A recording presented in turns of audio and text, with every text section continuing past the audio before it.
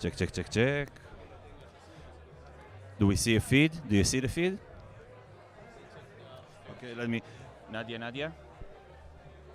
You getting audio from me? Check, check, check. From the microphone that's going to the live. Awesome, okay, so we're about to start. I'll let you know in a second. We were all very happy about it. Eve.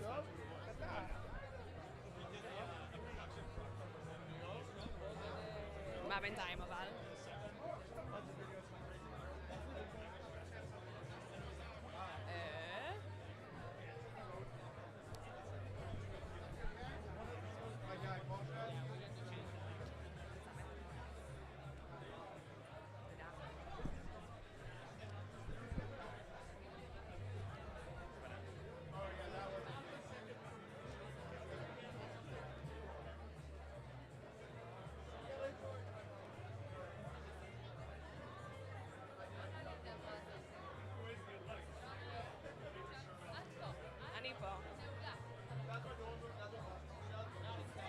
Let's do just a test for the camera.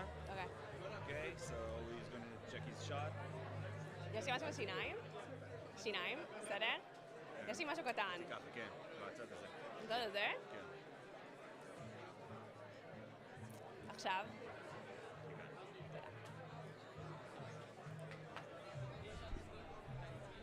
Medium shot. You can go between a medium to American. Medium is beautiful. Okay. Awesome.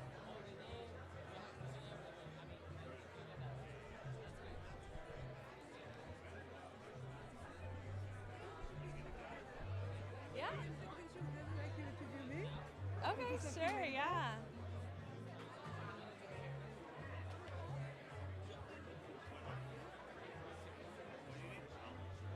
Thank you. This is something nice. Are you from here? Yeah, what do you mean? I'm from the Jerusalem Post, during the Jerusalem From Post. Istanbul? What? From where are you? You're Ma- coming from where? From Israel. from ישראלית? כן. מדברת עברית? כן. איזה יופי. נעשה תמונה ביחד? אוקיי, יש לנו. אבל לא רואים אותנו באמת. בוא נעשה תמונה יותר יפה, מה את אומרת? לא, למה יפה? נראה שמעיינים. So you are... Oh, this is... beautiful. I like it. נכון. Yeah, it's nice to meet you. What is your name? Eve. Eve, so I'm אריאן. איך? אריאן. אריאן? כן. מאיפה את? אריאן לב. אני גרה גם במיאמי וגם בישראל. איזה יופי, איזה כן, כיף. יש לי ארגון גדול שתי מקומות שם. מהממים לגור בהם. מהמם פה, מהמם שם. היית פה? במיאמי? לא, בפלורידה כן. ואת את עובדת בג'רוזלם פוסט? אני כתבת לענייני כלכלה. איזה יופי. וואו. טוב, אני הכרתי את הבעלים שלכם. איזה הוא יופי. עדיין עזור, אלי? כן. הוא כאן? אני לא יודעת, זו שאלה ממש טובה. מאמינה שכן.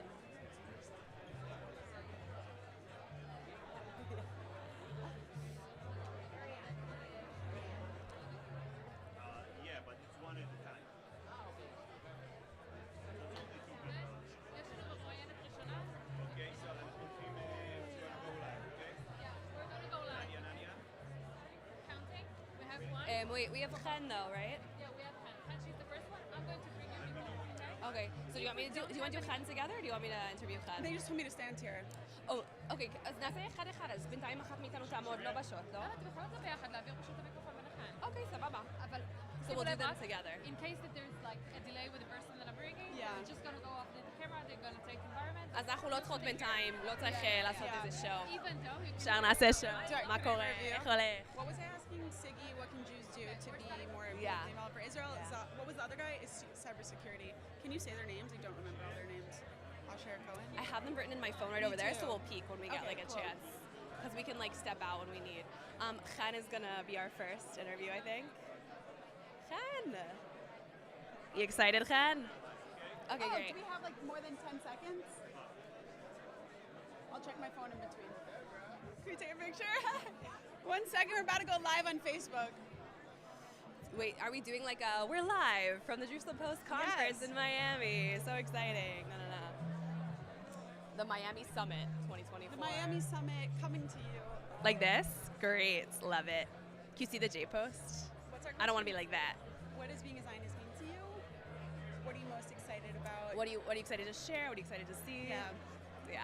We can ask it like a, what are you excited to say? Who are you excited to meet? What are you most excited for? What's the most important Yeah, and message? then nice to see you. Everyone from Israel came back for me.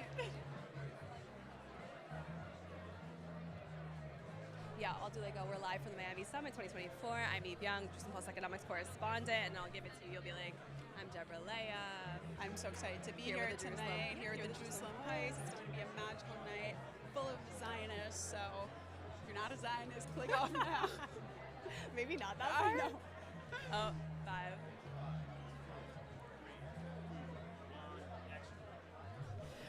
Hi, we're here live from the Miami Summit, Jerusalem Post 2024. I'm Eve Young, Jerusalem Post economics correspondent. And I am the co-host, Deborah Leah. We are so excited to be here tonight. It's going to be an incredible night of magic and Zionism, and there are so many amazing people in this room, so get ready for some really fire interviews you won't want to miss. We're here with a little sneak preview of some content, and our first guest, our first interviewee, is the wonderful photojournalist Ken Shimel. Hey, Ken.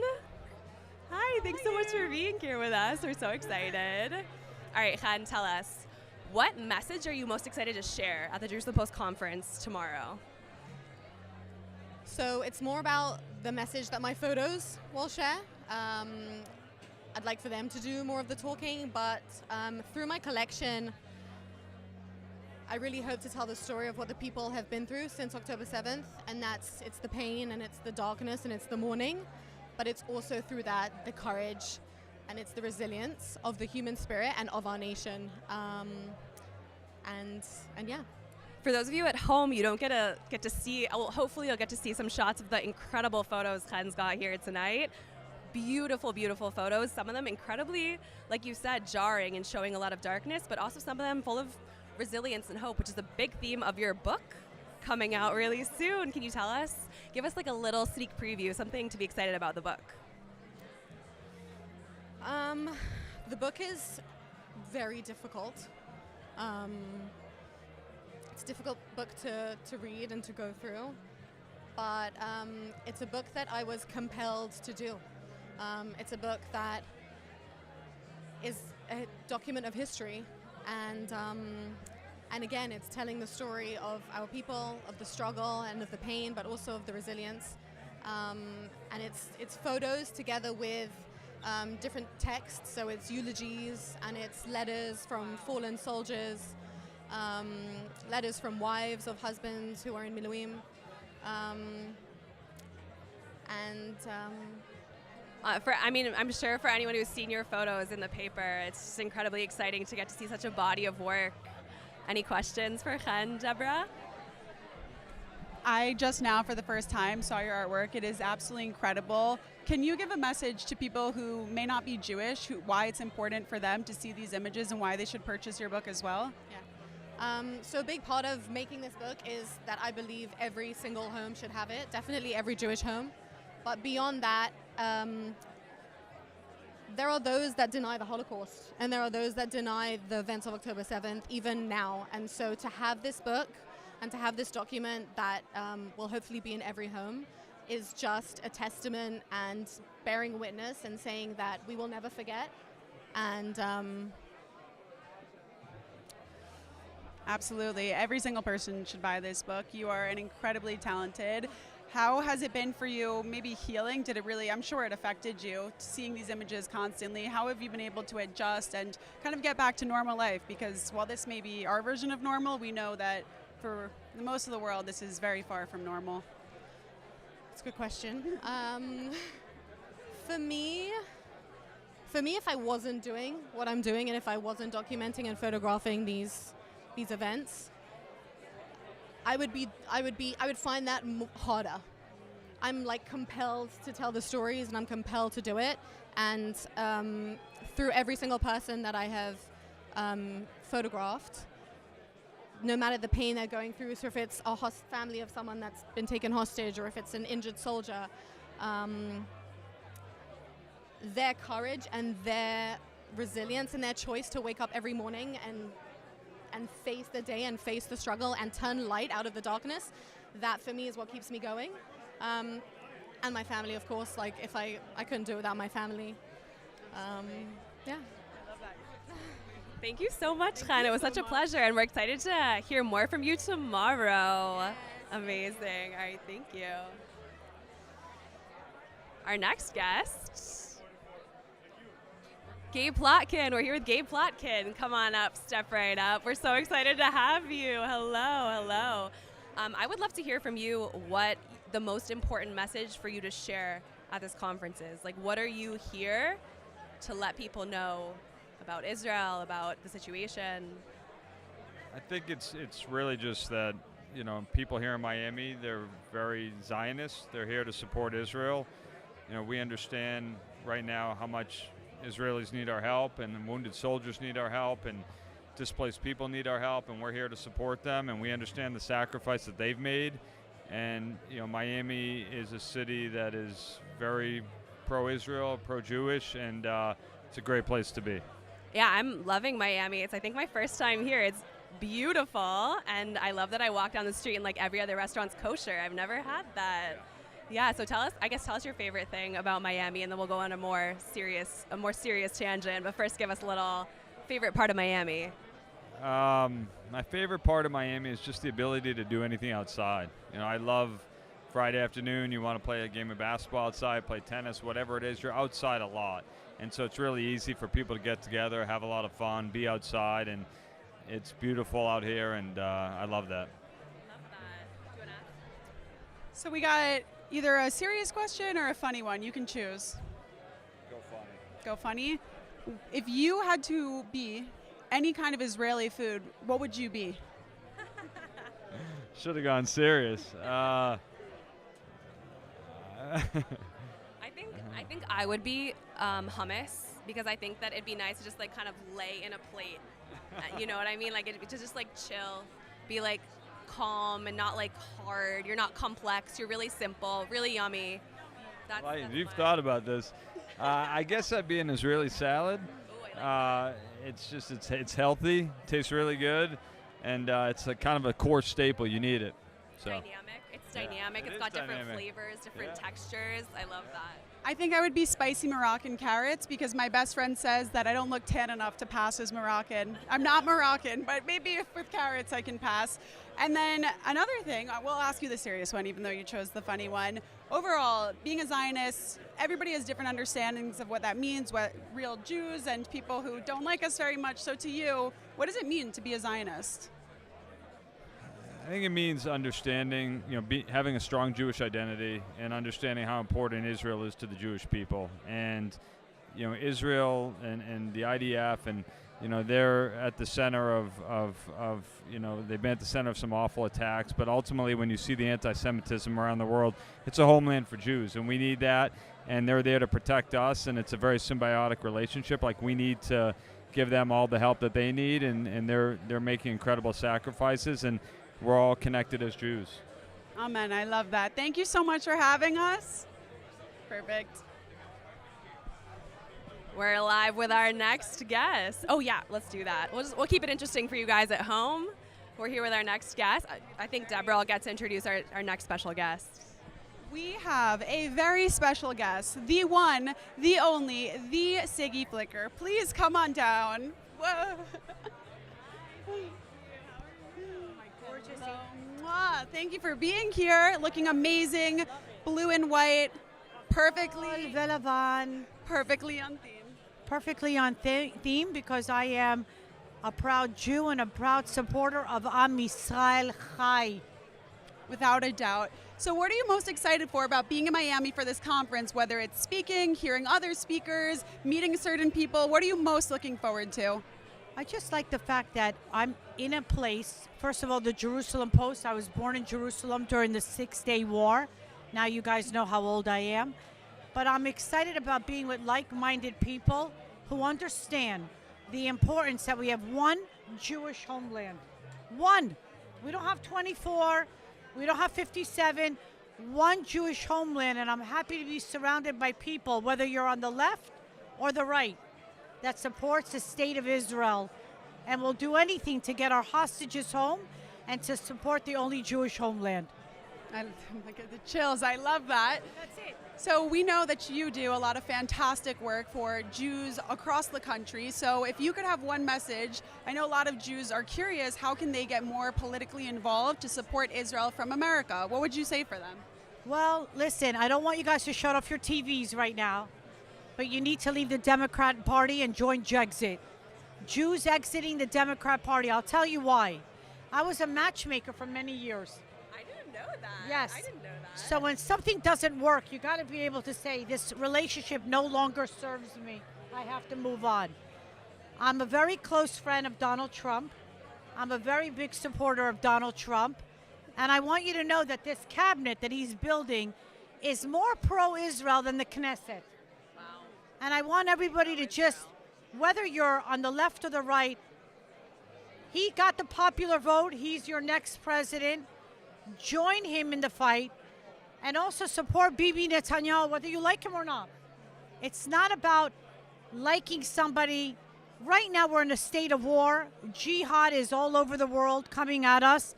And I think it's important for us to stand together and unite because our soldiers are out there taking the hits for us to protect our homeland.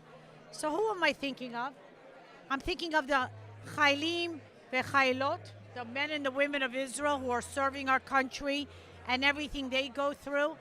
And I think we should be there for them and support who is in power, whether it's Bibi or Trump. You don't have to like them personally. I love their policies. Support them and let's move forward and crush jihad. I couldn't agree more. Retweet. One more question. Oh, sorry. Do you have one more question? Or we have so many questions for you. We're just like overwhelmed with questions for you. Yes. Sorry, guys. We just have so many questions for her. So, like you mentioned, with jihad running rampant on our college campuses, thankfully I graduated about a year and a half ago, but there are a lot of us students who are on the front lines of anti-Semitism. They have professors telling them certain situations and to believe in certain things. What message do you have, or what words of encouragement do you have to these students who cannot leave college, but they're right there dealing with it every day? To all the Jewish students who are listening, I want you to listen to me closely. There are a lot of useful idiots out there that were hired by jihad to infiltrate, populate, dominate, and never assimilate. And they use this through a term called tekiya. You are the smart ones. You stand up for your heritage. No nation or empire that has ever come up against the Jewish nation or the Jewish people have won. You stick to the ground. You stand your ground. You look at the useful idiots in the eyes and say, you will not rewrite our history. We are Am Yisrael Chai. We are here to stay. And it's not so easy to mess with us anymore. We've got the #1 army in the world next to America. We're a superpower. You stand loud and proud. And when they say why, say, because Hashem will bless those who bless Israel. And you see how he curses those who curse Israel. Toda rabba. Thank you for having us. I love you guys. I love you guys and thank you. Amazing. Thank you.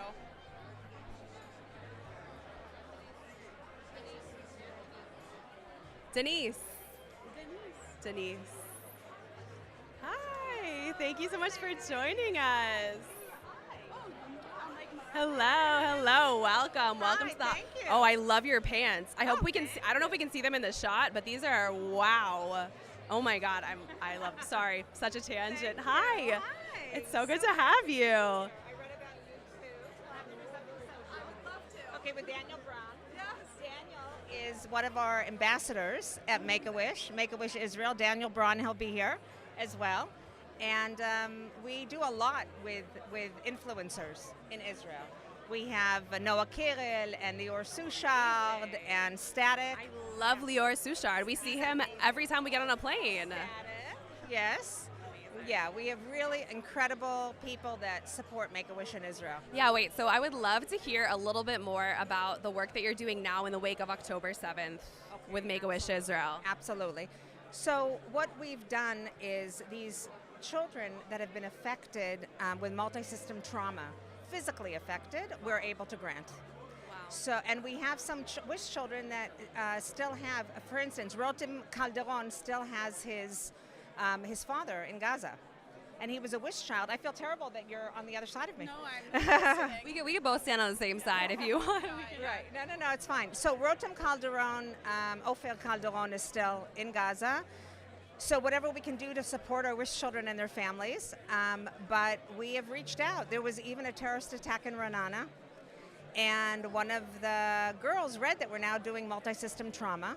And they asked if they can have a wish. And we said absolutely. So we granted her wish. Can you tell us what's your favorite wish that you've granted in the past year? Tell us like a moment that just brought tears to your eyes. Or you know what, any moment that comes to mind that just made you say, wow. I'm sure you know Rita, the Israeli singer Rita. So several years ago, a little girl said that she wanted to meet Rita, and Rita came to her home. She was very ill. Came to her home, and she saw that entire wall, it was wallpapered with pictures of her. Wow. And then Rita said, let's sing together. And they sang on her bed, and she invited her to a concert. Oh my goodness. And then she got up at the concert, and they sang together. Wow. So that was extremely inspirational. Yeah. That must have been such a beautiful moment, and I think that especially in the wake of the past year of war and how difficult it's been, I think this hope is so important, and like the resilience. Tell us about that. Well, that's what we're all about. Make-A-Wish is all about giving hope, strength, and joy to children with critical illnesses. And when they believe that they can do something that's impossible, like meeting Messi. We did Messi this year in southern Florida, which is incredible. So when they believe that they can meet Messi or go to meet the cast of Les Miserables in London, then they believe that they can do anything. Wow. You know, so, and what does that mean? That translates to, I can get well. I think we need to take this as a message for life in general, right? That translation of hope into like, oh, we actually can get through this. Right. I love that. Right. No, it's incredible to be in a room. Excuse me? I don't know what she's saying. I think maybe Okay. your partner in crime, Eugene, may have be here. He's the chairman of Make-A-Wish. Oh, if we can get him on camera, that'd be great. Yes. Well, we'll be on stage tonight. But Ooh, yes, so a little, yes. give us a little preview, a little sneak peek. What's going to happen Sneak tonight? peek will be asked questions about Make-A-Wish and something very special called the shared appeal. And the shared appeal is to give to where you live and where you love. So many people love Israel, and we've created something here in southern Florida with the CEO and myself that people are able to give, and it goes to both the Florida chapter and to Make-A-Wish Israel. So yes, give to where you love and where you live, and that's what we'll be talking about, and some of the other questions that you asked, but really transforming lives one wish at a time. That's so beautiful. Thank you so much for joining us. Thank you. Okay, bye. Thank you.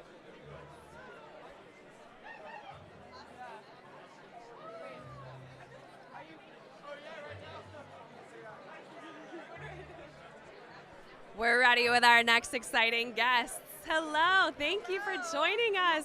Oh yeah, we'll get you right in the middle of us. Sorry, a little confusing. We're here with Zaka and So we are here with the official, I don't know your exact job position, excuse me, but basically the head of Zaka, the man behind the most incredible organization. If you don't know what Zaka is, where have you been? Zaka is an incredible organization that goes in to nearly every single attack that happens in Israel while it's happening. They risk everything. They leave their families behind, and they just go to help. And really, I think it's the biggest Kiddush Hashem that any human can do to save lives. And the work that you do is absolutely incredible. So, Toda Rabah from the bottom of my heart. And so my first question, of course, the last year, Zaka has been working, I'm sure, nonstop. And what is the best story, the positive situation that has happened with your men or with your team from being a part of Zaka in the last year? I think that's a very loaded question because there's many. We cry in the night. This is the question. This is the story. This is the real story. We're crying in the night. That's it. This is the Zanitzachon.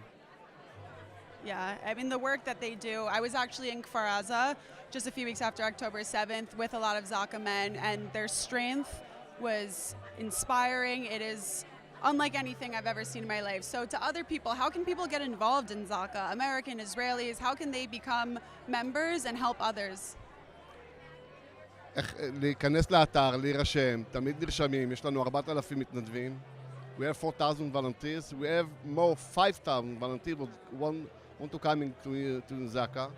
And Bezrat Hashem, we make a lot in US and unit of Zaka in the world. And Bezrat Hashem, we make a lot of Kiddush Hashem. Well, that was following my next question. You led into it. How can Americans support Zaka? What do you mean support? Well, I just want to add in, as we're standing here right now, it was just 3 years from the Champlain Towers, and Zaka was actually brought in from Israel. You remember the Champlain Towers? When the towers collapsed, and many people saw the men, the angels, I call them the angels, the volunteers, in their yellow vests. And Zaka has a certain training, a rescue training, that nobody in the world has. They have a scuba diving division, they have a K9 unit, they are fully equipped with the most extraordinary volunteers. They do not get paid. It is full volunteer work. So when they want to know how do people get involved, how do they support Zaka, how do people get involved? What's the world? To donate financially, volunteers. Zaka.org, that's it. Zaka.org, that's it. Yeah. And I want to just say how I got involved to be the ambassador to Zaka. Last year they were having a concert, and they asked my husband and I to, be honored in this concert. And after I was on a Zoom call with these extraordinary volunteers who are literally running into the line of fire, seeing what they can never unsee, I said, that's who I want to spend my time supporting and being around, because that's family. There's something called Chesed Shel Emes. It is something that a person that far after they're gone, they can never show appreciation to the person that took care of them and gave them a proper burial. And when you look at humans like that can't go home and look at their family members and can't look at their wife and their children, those are men and women that I call my own. Those are the angels of Zaka. So when you see these incredible humans, these volunteers in these yellow vests, there is a huge story behind them. There are incredible stories in each kibbutz and in all these terror attacks that you see. Men, women, and children, the elderly, the stench that comes out of their apartments, what the Zaka volunteers do, children being left in the back of cars. These are things that you cannot unsee, and it's taken with them. And they take it upon themselves to do that because someone needs to do it. And that, to me, is someone that I call family. Thank you guys so much. Thank you very much for joining us. And there's some incredible photos of all of the work that Zaka did, and also their incredible photos really showing what you were talking about, the emotional side and the emotional toll that it takes on Zaka volunteers to do the work they do. Can you tell us a little bit about all the various kind of support that there exists for these incredible volunteers? Yes. So she's asking about the support, the mental health for the Zaka volunteers. Tell her a little bit about the retreat that you just had. I speak in Hebrew. Okay, could he speak in Hebrew or only English? It's better. פתחנו יחידת חוסן מיוחדת. דווקא בשנת 24, בשנת 25 זה יהיה התקציב הכי גדול בארגון זקה. אני מאוד מקווה שנצליח להגשים את החלום שלנו, והיום בערב אנחנו מתחילים עם הבשורה הגדולה שאנחנו נפתח בכל עיר במדינת ישראל בית המתנדב, בית הרוגע למתנדב, בית חוסן למתנדב, בעלויות גדולות. זה פרויקט של $100 מיליון, והיום אנחנו נצא עם זה בעזרת השם לדרך. So Zaka coming out with exciting news. They're going to have a home in each city for Zaka volunteers to get support and help. Wonderful news. Thank you guys so much for joining us. Thank you. Keep doing the incredible work that you do. Thank you. We're excited to see you. Oh, watch out for the cord.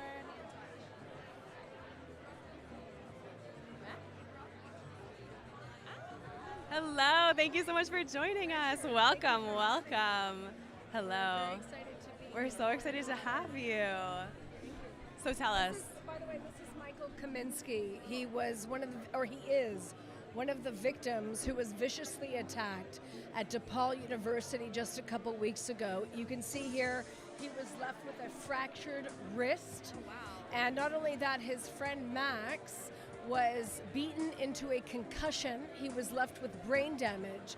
And then when they came to, the students there were screaming at them, "You deserved what you got."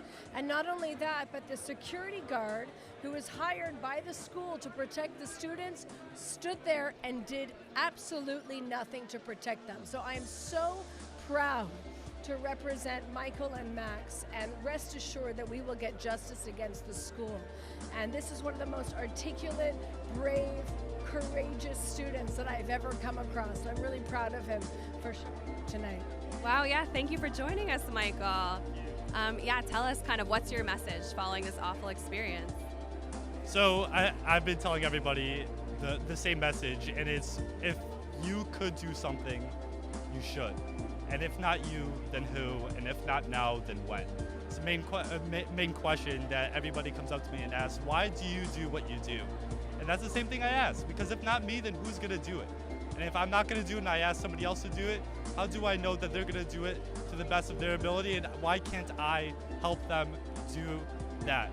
Why can't I be an activist for my people? My parents are first generation American citizens. My family's from Ukraine.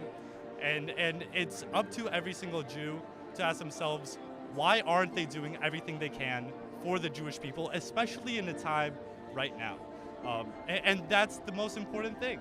And I think that students, especially today, with so much hate going on college campuses, need to figure out how they're going to combat this hate to make sure that generations ahead of ours are going to have a safe college experience and not have to deal with this anti-Semitism. Thank you so much for that incredibly important message. I would love to hear what your most important message that you want to share at the conference or to hear at the conference is going to be in the next 2 days. Well, I think just play off of what Michael said, is that, in my opinion, Jewish civil rights is the greatest civil rights issue of our time.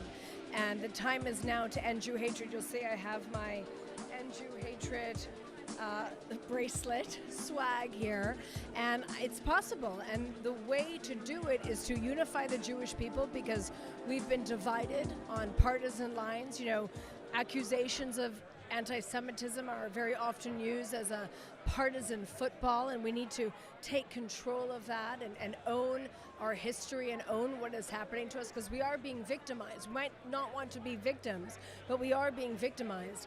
And to engage in grassroots mobilization to ensure there are consequences for Jew hatred, and a part of that is civil rights litigation, impact litigation, which is why I'm the proud founder of the Lawfare Project, and why I'm so proud of all of my clients, Michael including, because he did not choose this. He was victimized, but he did choose to stand up for himself. And if we don't enforce our own civil rights, nobody is going to do it for us. So I'm really happy to be here at the J-Post conference. I'm a huge admirer of your paper and very grateful. You've published me so many times and covered our cases. So thank you. We're so excited to have you. Thank you for being here. Okay. Great. Thank you so much for joining us. We'll see you soon. You too.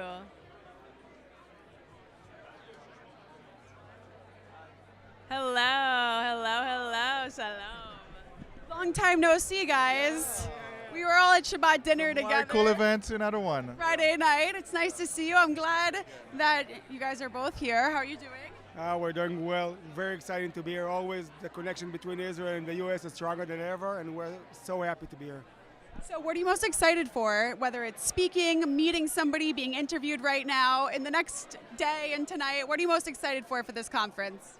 I think seeing so many people repetitively in Miami, as someone who just recently moved to Miami, I believe that it's amazing to see that the city is booming and becoming a real business and Jewish hub, and not just a city for fun. We are so excited to be here. Like, we are an Israeli startup company. We are doing underground maps. And I think this past year taught us everything, but the most important thing is delivering no matter what. in any given second, we have over 50% of our employees doing reserve duties. And no matter what, we persevere. So I think the story of Exadigo is the story of the Jewish people. It's the story of connection between the Israeli people and the Americans. So this is what it's all about tonight, and we are very happy to be part of it. We're happy to have you here. I have two experts for this next question, which is perfect. When it comes to Israeli security, we obviously, Americans, Jews, non-Jews, everybody across the world had a lot of questions after October 7th. How did this happen? What did we do wrong? What could we do better next time?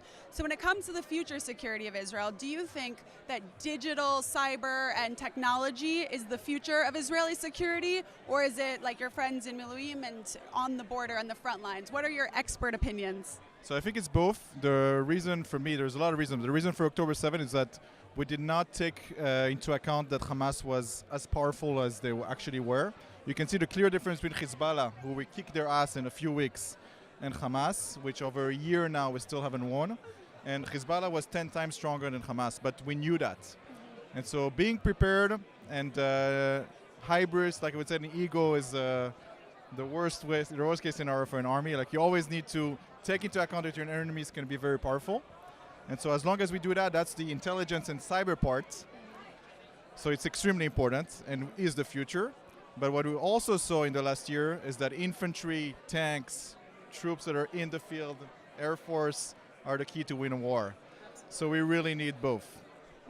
I will come to you in this question, but we were blessed that Andres, one of the rescued hostages, was at our Shabbat dinner, and the work of our young soldiers, who are just a few years younger than I am right now, it's incredible. So shout out to our Chayalim, we're praying for you always. So I think that the strong army really helps us have a great defense for our country, but not only that, it helps us get to prosperity. Because when we're good on the defense side and we have a strong army and strong intelligence units, we build the best companies in the world, and we promote innovation to everywhere. So I think they coexist, and we can't do with just one of them. We need strong military and a strong economy, and the causality is clear. Absolutely. And lastly, how can people support you guys? The work that you're doing, really paving the way for future technology, both in war, for Americans to use, for Israel across the entire world. How can we support you? Well, we're working on all the big capital programs in the world, both in the US, in Israel, and also in Europe. So anybody who has a big project, we're here to expedite their project delivery. And surprisingly, Israel is, if it would be a state in the US, it would have probably the 5th biggest budget for infrastructure, which is amazing for a small country, amazing. And actually, Tamir in his previous role at the Treasury had a big role in that. So we're happy to work on any big project. We're just, as Jeremy said, in the end, it's all about promoting infrastructure, which will promote the economy. So we are here to help any capital program in order to expedite delivery, and we are doing the best job because, as you said in the beginning, we have the best military and the best minds, and we want to take it to the globe. And we have both. We have the best people from the best military units doing our startup. And the best food. Thank you guys so much for being here. We're excited to hear from you. Well, that's it for tonight. Thank you guys for joining us. We've had an amazing time. Miss you. We'll miss you guys. Make sure to support the Jerusalem Post, and thank you for watching. Tune in to the rest of the conference. It's going to be great.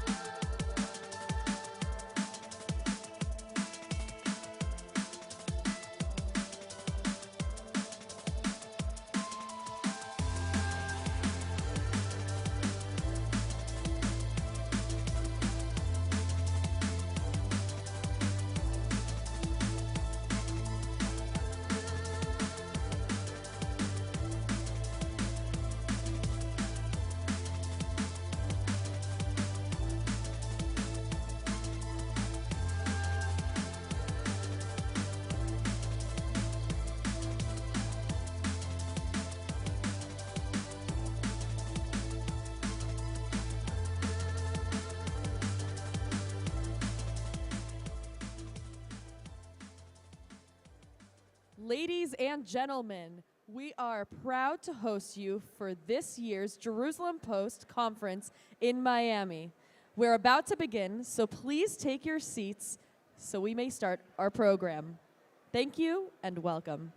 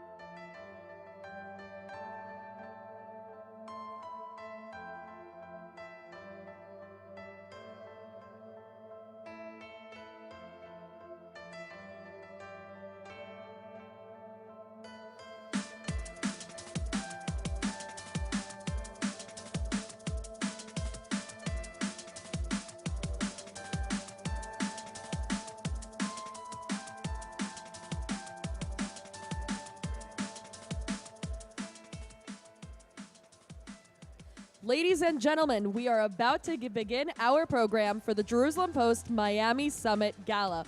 Please take your seats immediately so that we may begin. Thank you.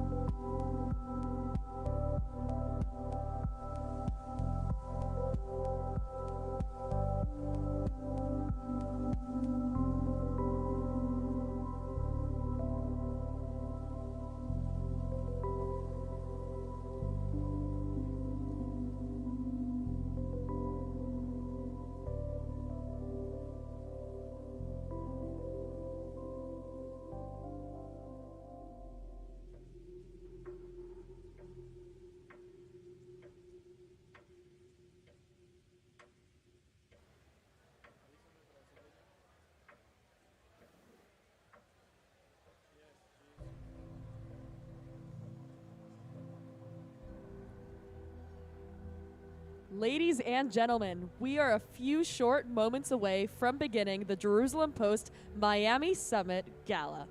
Please take your seats so we can begin immediately with the programming. Thank you.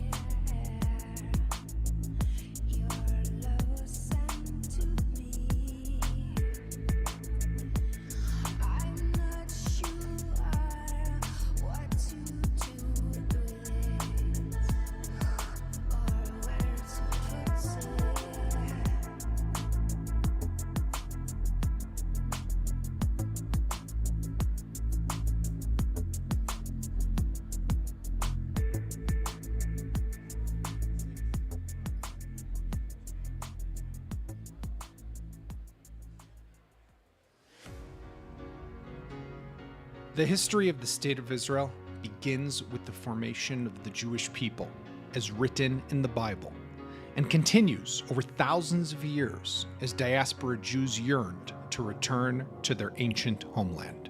Since the state's establishment 75 years ago, the Jerusalem Post has been telling Israel's story to the world, serving as a window into events in our national homeland, in the wider Middle East, and across the Jewish world.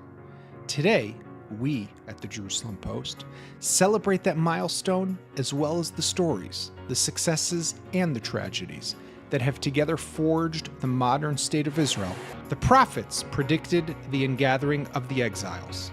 Since the founding of Israel, Jews have come from Europe, North Africa, Ethiopia, the former Soviet Union, and North America, all sharing a common destiny as members of an ancient people who yearned to return home. Israel remains a safe haven for Jews from around the world and a place for people who decide to come and be a part of Israel's modern-day miracle. While it has long been a joke that Israel's national sport is its politics, Israeli athletes have proven that wrong for decades.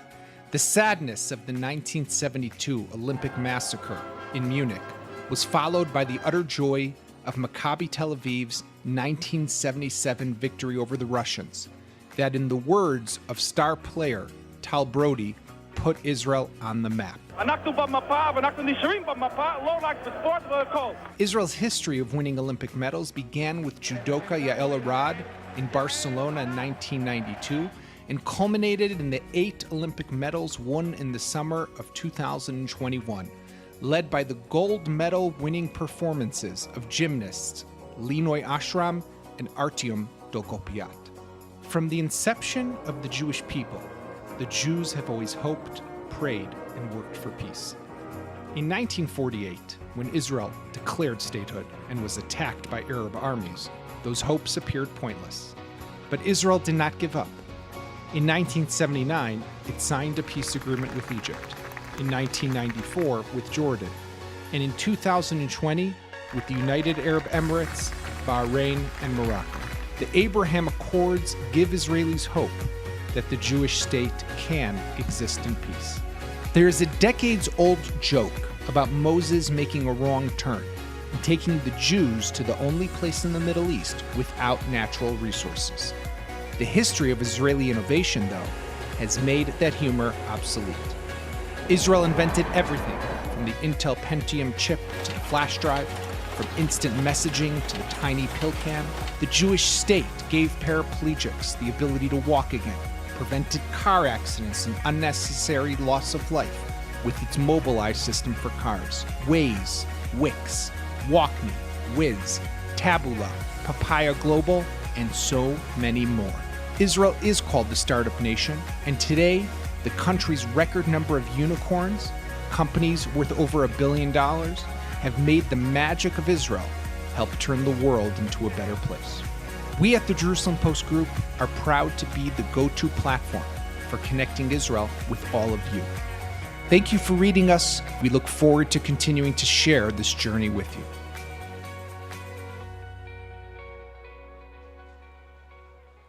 Hello and welcome, one and all. Please welcome to the stage the Shul of Bal Harbor's president, David Wolf.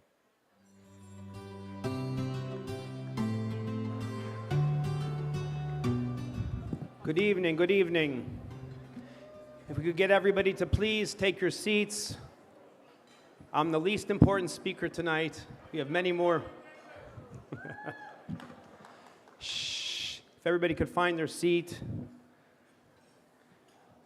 So good evening, welcome, ladies, gentlemen, esteemed rabbis, diplomats, and friends from all over the globe. It is a pleasure to see everybody here tonight in this incredible evening. It's an honor to host the 2024 Jerusalem Post Summit here at our Shul of Bal Harbor. When Rabbi Lipskar received the call about this potential partnership, the Shul's leadership was thrilled at the opportunity of our synagogues, of the synergies between our two organizations. As leaders of this amazing Shul, which is internationally known, that has over 800 family members from the community and supports communities across Israel, we are deeply aware of the positive impact that dialogue, collaboration, and shared purpose can have. As it has done for many years, this conference brings together individual influential voices and thought leaders from diverse fields to collaborate on shaping Israel's future, its global role, and our collective strength.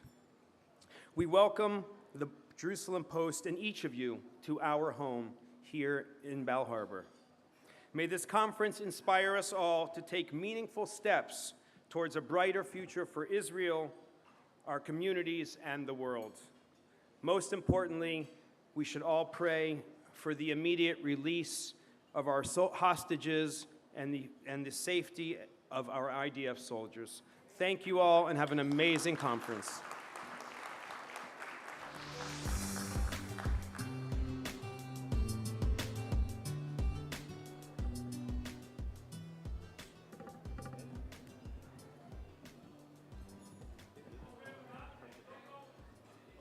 Hello and welcome one and all. I'm Tamar Uriel Biri, and I am Deputy Editor-in-Chief of the Jerusalem Post. I will be your Master of Ceremonies this evening.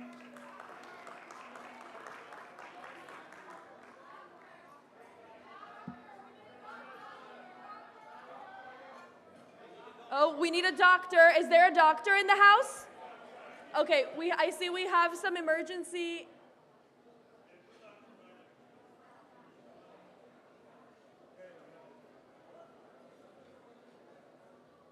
One moment, everybody. We just need.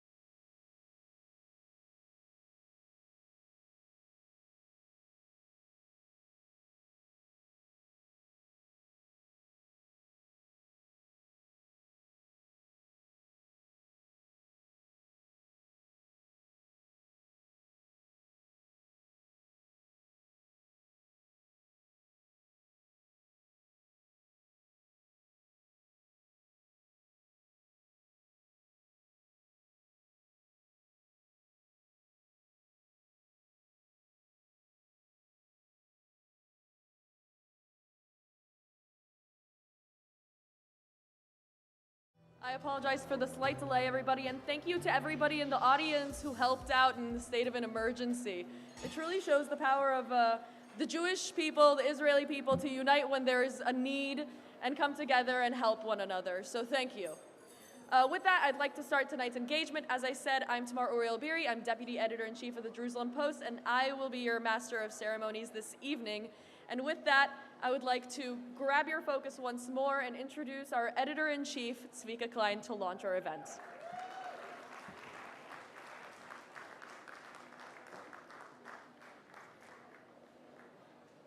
Good evening, everybody. Hello? Okay? Okay. Good evening, everybody. Thank you, Tamar. I'm speaking. You can't hear? Good evening, everybody. Now you can hear me? Hopefully? Okay. Good evening, everybody. And as Tamar said, thank you for those who helped with what was going on. Welcome to the Jerusalem Post, first, maybe annual, Jerusalem Post Summit in Miami. This conference is in full conjunction with the Bal Harbor Synagogue Shul. Thank you to the rabbi and to the entire team here for putting this together with us. Thank you so much. Now my microphone should be a lot better. Look at that. So on behalf of the Jerusalem Post, which celebrated actually 92 years just a week ago, 92 years old, it's a big deal, lots of dust to clean off. My staff and I are thrilled to be here today. We'll try and give you a bit of a taste of what it's been like in the past year, covering the news from Israel to the world. So for me personally, coming back to South Florida is symbolic. 18 years ago, as a young Israeli who just came out of the army, I served as a Jewish agency shaliach, emissary, here in South Florida. I had that innocent, idealistic, millennial thought of, I'm gonna change the world and I'm gonna cause all the Jews in South Florida to make Aliyah. Guess what happened? I wasn't so successful. But also, the reason why was I was like, wait, I could definitely live here. This is a great Jewish community. It taught me a bit about what it is to be Zionist outside of Israel. The Yom Ha'atzmaut ceremony here in Hollywood, South Florida, I learned that what it means to have a Yom Ha'atzmaut with content, not just a day off and a celebration and a barbecue. So many things I never thought actually had meaning and substance. So I didn't get everybody to make Aliyah, but that's why we have this conference here. Not for Aliyah, because you guys are here. So back to the conference. Florida was a bubble of positivity. And years later, I couldn't find a survey to prove this, but the amount of Jews, obviously, that have moved here in the past few years is incredible. So if back in the day when I was a teacher at Hebrew Academy, Miami Beach, I'm sure there's some people in the audience that are alumni or have children in that school. So many, yeah, okay. So many people, so many Jewish schools, so many new synagogues. Jewish life is thriving, and I think that is so important. And the Jewish community in Florida has always been and is Zionistic and pro-Israel, and as the former Prime Minister Golda Meir said, we have nowhere else to go. That is definitely true. So the Jerusalem Post, interestingly, my boss is in the crowd here, and the numbers on our website is what we care about. And if you check the statistics, in the past few years, every year we see a few % rise of readership in South Florida. So if that's an indication of the amount of Jews moving here, I think that definitely is it. So what do we have planned for this conference?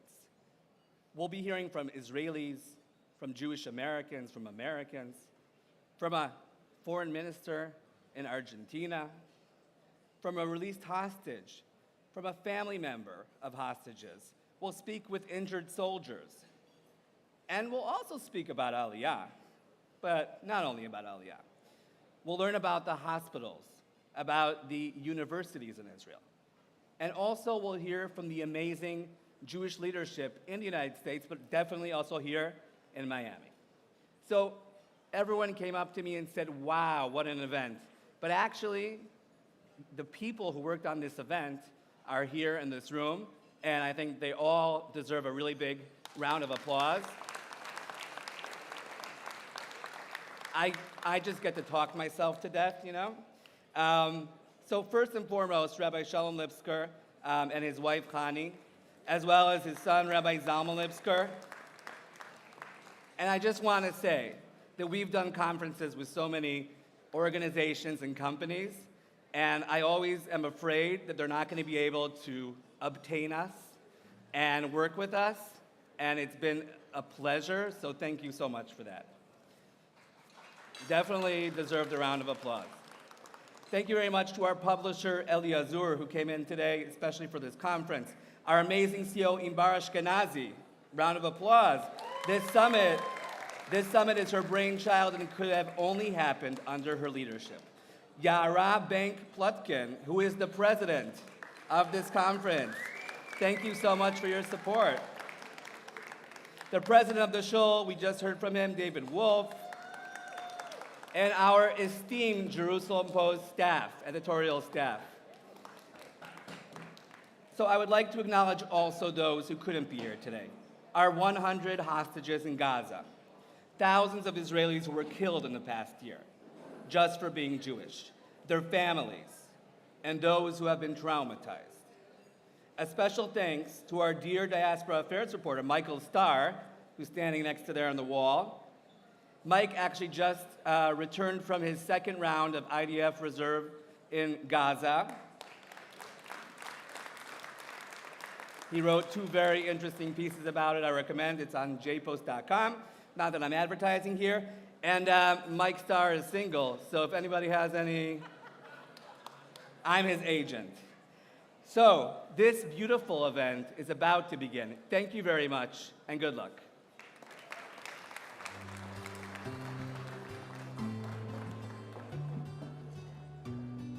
Our next introductory remarks are by someone that locals know well, and he is going to truly bring about the beginning of this entire event.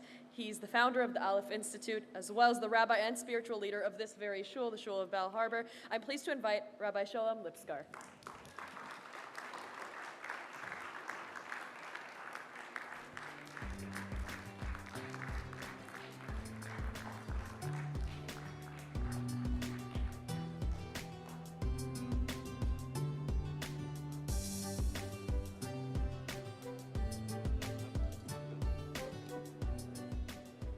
Good evening. Welcome.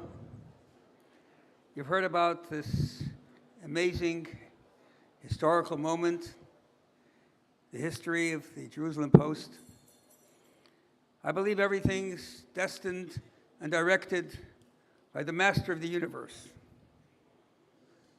A leaf does not fall from a tree unless Almighty God wills it for a purpose sometimes beyond our comprehension.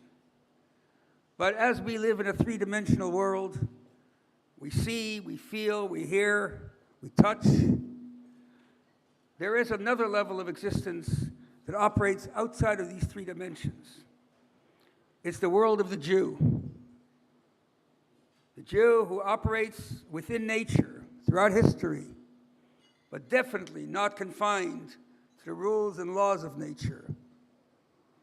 Each moment in our very challenging existence throughout history, we were able to find ways to look the devil in the eye and to walk past him, to leave him back where he cannot hurt us any longer. The Jewish people, statistically, there are many business people in this room. Business people, you operate by statistics, by trends, history, in your investments, your decisions. It's interesting to me that Jewishness, the concept of Jew, is such an esoteric concept that after October 7th, I had meetings with friends of mine who came to me alarmed. What am I going to do? The caddy in my golf club, where it took me 20 years to join, and I reached a high level of officer. And today the caddy says to me, "Aren't you Jewish?" He says, "How did he know I was Jewish? Why did he call me Jewish?" This is a tipping point of history. Never before, except according to some opinions, the holiday of Purim, did the Jewish people react in a way that reacted in the last year. Every single Jew in the world, left, right, center, assimilated, agnostic, atheistic, every Jew woke up to be a Jew. Unfortunately, they did not wake up to the joy of Jewishness, to the pride of Jewishness, to the history of Jewishness. They woke up to fear, anti-Semitism. What are we going to do? How are we going to behave? How are we going to react?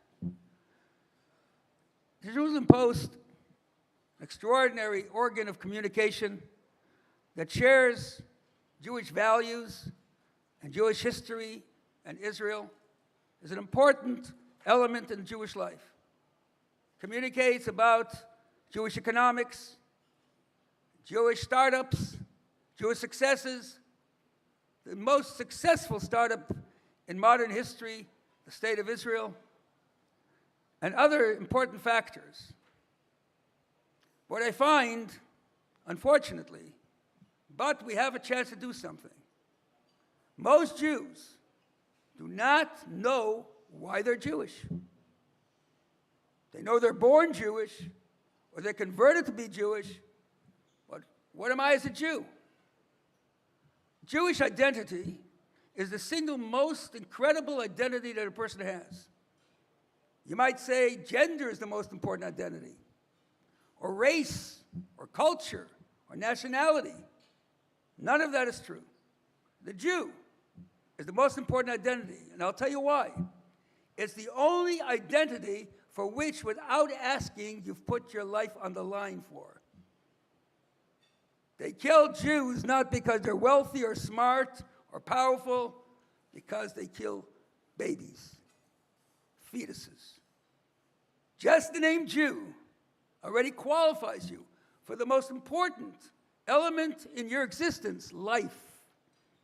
So you ask yourself the question, if my life has already been given for the identity of a Jew, what's my role? And so I feel at this very important moment of history that we have a chance now for the world to move in the right direction. I'm not discussing politics. I'm not discussing perspectives, modern, Democrats, Republicans, right, left, Jew. It's another identity. It's a spiritual identity. What we need to infuse in our Jewishness, critical, is a spirituality. Our kids are yearning for it. They look all over the place. They use all kinds of things to get themselves high. Eastern cultures, meditation, they have the most powerful factors in Jewishness. And so statistics will show us that the single denominator of our culture, there are three factors that are critical for a nation to sustain, according to the social anthropological studies. Number one, geographic location. Number two, common language. Number three, common culture, clothing, and so forth. Jews did not have that for 2,000 years. No land, no common language, no common culture. So what sustained us? So just from a practical point of view, actuarial studies, what was the single element that sustained the Jew? It was his connection to his spirituality. Yes, we live in nature. We need to have the best armies. We need to have the best technology. We need to have the best of everything, the best medical research, and we do. But we can't forget that the essence of the Jew is our dynamic connection to God that transcends all limits. And so I believe that this coordination between the Jerusalem Post and the Shul, a Hasidic organization, a Chabad organization, in the same way as Jerusalem Post, its objective is to communicate news, factors, pride. Our objective is to share spirituality, to share our souls. And the Jewish soul is always alive. It never goes to sleep. God bless you. God bless this conference. And may we all very soon merit that Israel, as the Talmud says, Israel, all Jerusalem will spread over Israel. All Israel will spread the world. Doesn't mean that the whole world will be Israel. There'll be America, there'll be countries, there'll be 70 nations. But it means the philosophy, the infusion of the Jewish people. And just to share one last comment that may be a little surprising. In 1973, the Rebbe, the Lubavitcher Rebbe, I was here since 1969. In 1973, this was a barren desert from a Jewish point of view, literally. And the Rebbe wrote a letter to a dear friend of mine, a philanthropist, who had found his way back to his spirituality. And the Rebbe sent me a copy of that letter. And I'll just quote 3 lines from that letter in English. The Rebbe wrote it in English and signed his name. And he says as follows. In the same way, as you know, in the same way as Israel is the center point for Jewishness all over the world, Miami is the center point for Jewishness all over America. Now that was a bold statement to make in 1973. There wasn't a single kosher restaurant here. Where they threw eggs at my house after I moved in because I was Jewish, where I could not see my own house before I bought it because they wouldn't sell it to me. My wife went with a friend of mine. And today, that prophetic vision is coming true. And we thank the Jerusalem Post for having this incredible foresight of partnering with us as we are partnering with them in this incredible event. God bless you. Welcome. Let's have a great conference. So, Rabbi, I was supposed to give you something. I'd like to call your wife, the Rebbe Tzimchani, and Imbar Ashkenazi, the CEO of the Jerusalem Post. Let me help you down here. And as we spoke before, let's just go here. Follow my lead, Rabbi. Let's hope we're going to announce together about the Mashiach coming in the Jerusalem Post. Isn't that true? That's a comment. Yes. That the Rebbe made a number of years ago. A CNN reporter came to the Rebbe while he was distributing his dollars. He said to the Rebbe, you know, you're talking about Mashiach. How will anybody know Mashiach's here? The Rebbe said, it'll be reported on CNN. Not anymore. Not anymore. Now, Sorry. Definitely. So on behalf of the Jerusalem Post, thank you for everything and for what you said, speaking of the soul and spreading Judaism around the world and definitely from Florida. So thank you so much. Wait, let's look at the photographer, otherwise it never happened.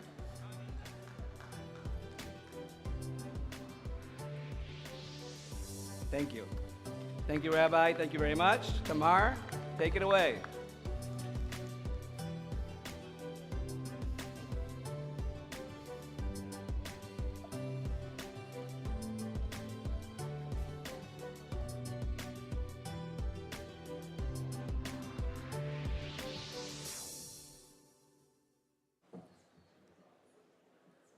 Our programming starts tonight with a look back on a night that most of us will never forget. Shelly Shem Tov turned 22 in October. His family describes him as a free soul, someone who cannot stay in the same place for more than 5 minutes. He's a jokester who's always surrounded by friends.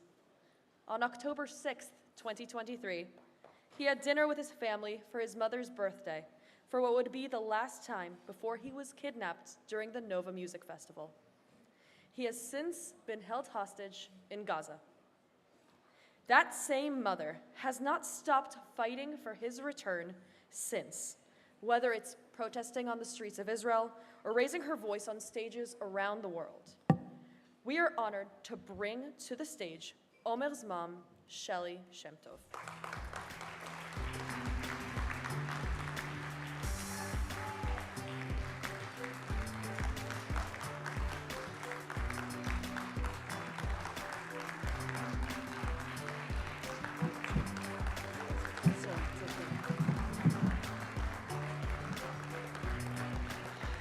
Thank you.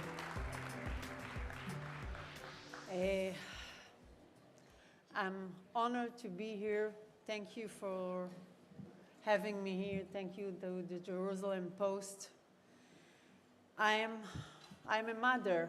I'm the mother of Omer, who was kidnapped at October 7, and from that point till now, our life stopped. It's 430 days that we are in nightmare, but I will say that I'm not counting days, I'm counting minutes. and it's more than 500,000 minutes that my sunshine is in captivity. People are asking me, how can you handle it? So I am saying that every day I'm afraid to open my eyes because I don't know what the day will bring. And then I am opening my eyes and I see daylight, and I'm thinking about my Omer that didn't see daylight 430 days. And then I'm brushing my teeth and I'm washing myself and I'm thinking about Omer, that I don't know when and if he was washing himself. And then I'm drinking coffee or eating something with a lot of sorrow. And I'm thinking about my Omer, that I don't know when or what he was eating. But then I'm going to his room every day. From October 7, I didn't arrange his room. I came to his room, the room was messy, and I said to myself, I will not arrange his room. He will come back home and he will arrange his room by himself. And every morning, I'm going to his room, the light is on, 130 days. And the first thing that I'm telling him, good morning, Chaim shel Ima. It's love of my life. I know that you are strong. I know that you have faith. We are doing everything to bring you back home. I'm sitting on his bed and I'm praying, and I feel that I'm sending him love and strength, and he's giving me back the strength that I need every day to go to the mission of my life, to bring my sunshine back home. And it's nightmare that I don't want anybody else to feel. But there is something that every parent in this room can imagine it. When your son is getting lost, then you have 5 minutes that your heart is, you don't have hair and you are hysteric. And it's only 5 minutes.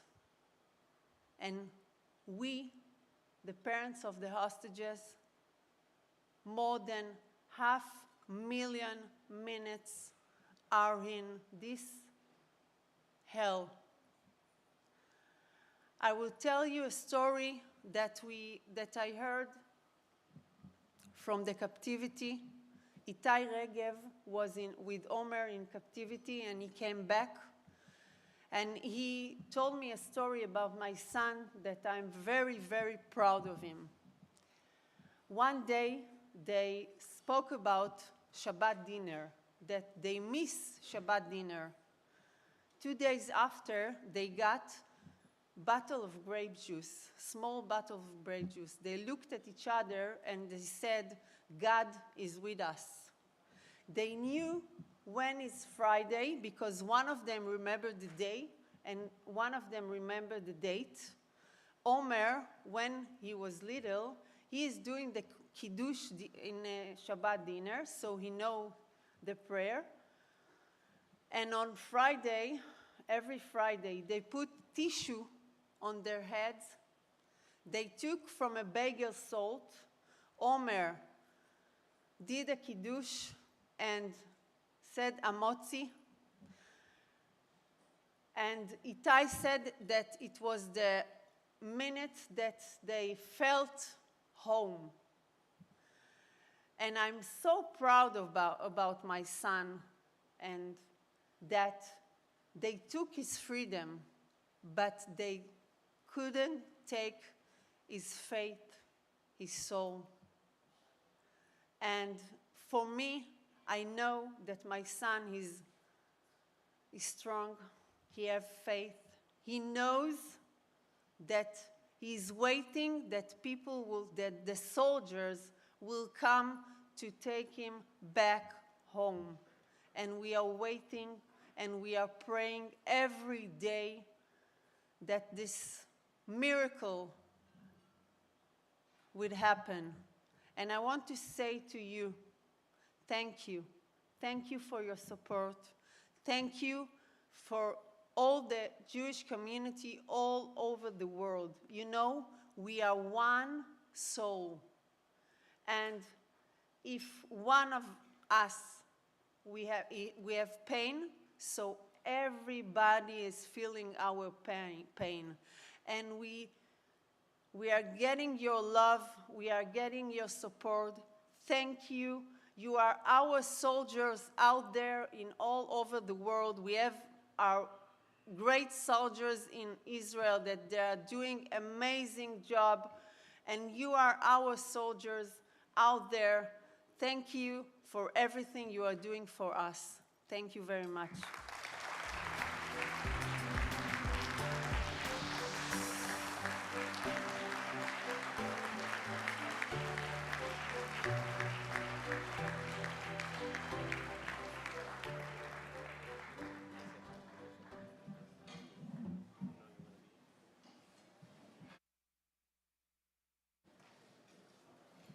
Thank you very much, Shelly.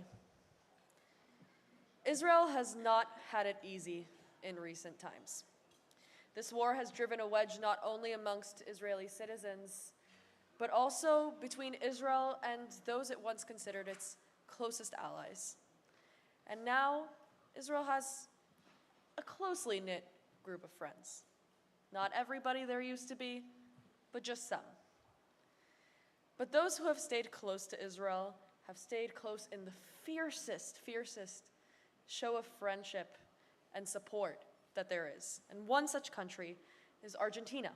Just last week, Israel hosted representatives from Argentina who reiterated their country's steadfast support for Israel's right to defend itself in the face of those who wish to see it destroyed. So with that, I am very pleased to present to you tonight Gerardo Werthein, Argentina's Minister of Foreign Affairs, to be interviewed by Sika Klein.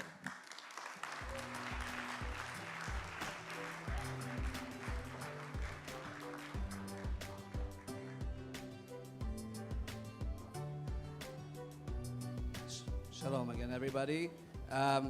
Mr. Foreign Minister, thank you so much for being here. And you were very moved by Shelly, who just spoke now.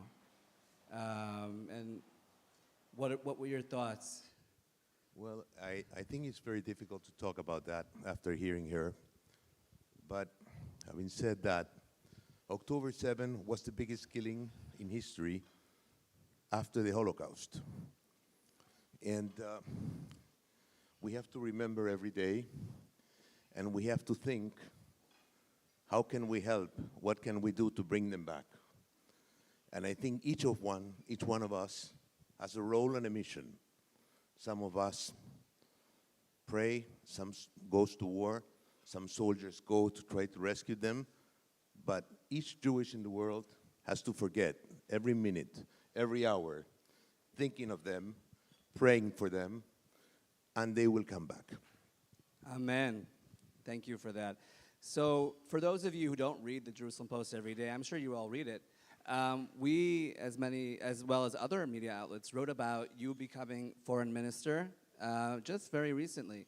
And for the first time in history, was a minister, definitely a foreign minister, sworn in as minister with a chumash, right? A Torah book. That's kind of cool, if you ask me. So this Chumash has a story. Well, I was caught by surprise because I was an ambassador in Washington. Something happened, and President Milei, who's a good friend, and a good friend of my son, great guy. Yeah, I would clap. So definitely. So and probably when you hear him talk about Israel, when you understand how much he believes in Israel, how much he believes in the Torah, which he studies every day, he can tell you and give you a class of the parasha that a lot of us wouldn't have enough information. He will study the comments of Rashi, and he will come and explain it. But then when he called me and said, okay, you're going to be the minister, I said, okay, but I'm not going to swear over anything else than a Chumash. I will promise over the Chumash. And he said, great, you're going to do it with my Chumash. and that was the story. So then we are in his office. Prior, everybody's there. The national TV chain was there. And he said, you know what?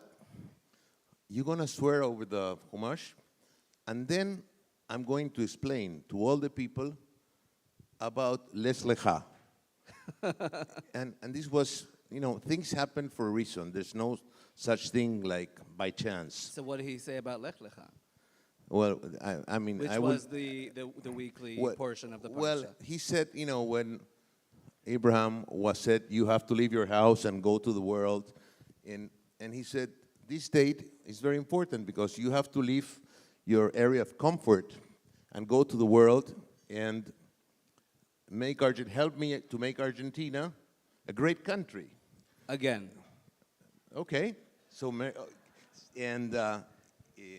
I'll tell you a story about that one day. Okay. But so it's just me and you in the room here. You could say whatever you want. It's okay. Yeah. So we were there. Then we did the ceremony.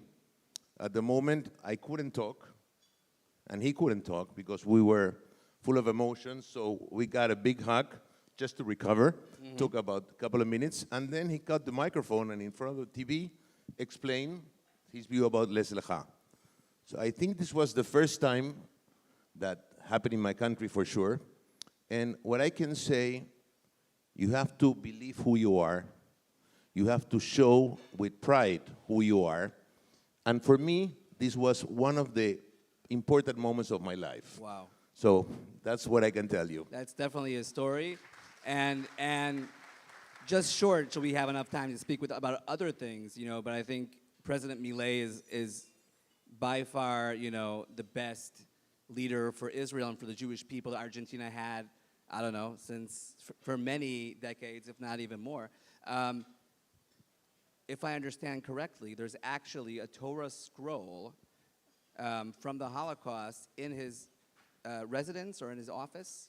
Well, I tell this you is a first time this story is out. So let's go.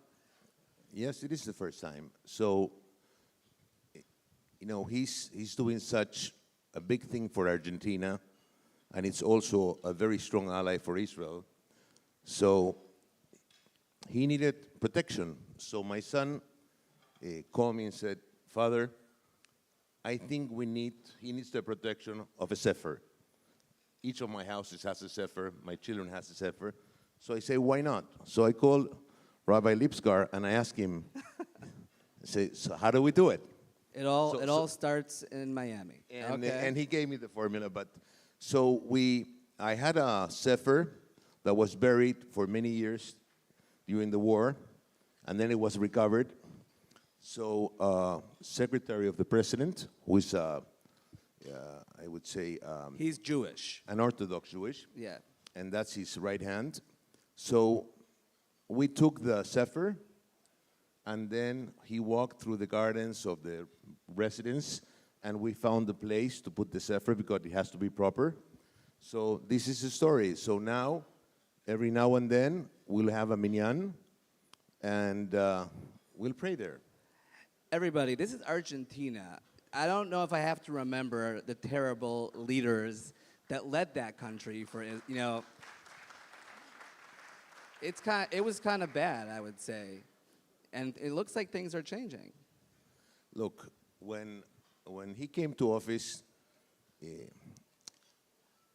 Argentina was hopeless. If you want to know and what not to do, you had to look at the history of Argentina. And he came with a very different approach. You know, inflation in Argentina was running at 1.5% per day. 1.5%. You compound that and you get to 15,000 or more percent per year. So today, Argentina is running in 20% in less than a year. And he brought stability. He brought the country back to the rule of law. He put some order. He killed corruption. And now Argentina is becoming a country that is going back to the world.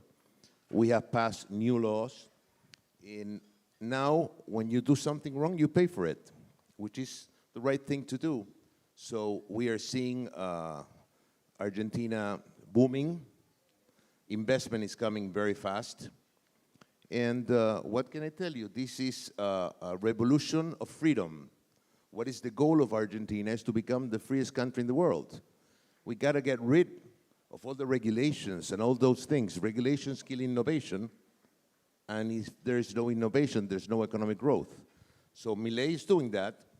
And I think most of the world is looking at it with some attention. 100%. And, you know, maybe Rabbi Lipskar will be able to answer that question, but President Milei was in Israel. He went to the Kotel. He prayed. A few days later, Argentinian Israelis, you know, were rescued by Israeli military from Gaza. So I don't know if he had a connection to that, but I know that in your foreign relations, you have a very big emphasis on assisting with promoting the release of the hostages, but also what I hear from Gilad Erdan, former ambassador to the UN, who's actually here in the audience, that the foreign relations that you are promoting is a lot better for Israel. Well, you know that when you look at the United Nations and you see... Do we have to look at them? I don't know. It's good to look at it because then you release what it is. Okay. So, and basically, and it's not me, it's where probably 100 congressmen from the US who said to the Secretary General, you have to stop taking politically inclined decisions and start worrying about stopping wars. That was UN created for, and we have 57 conflicts in the world, and United Nations is still worrying about politically inclined resolutions. So that has to change.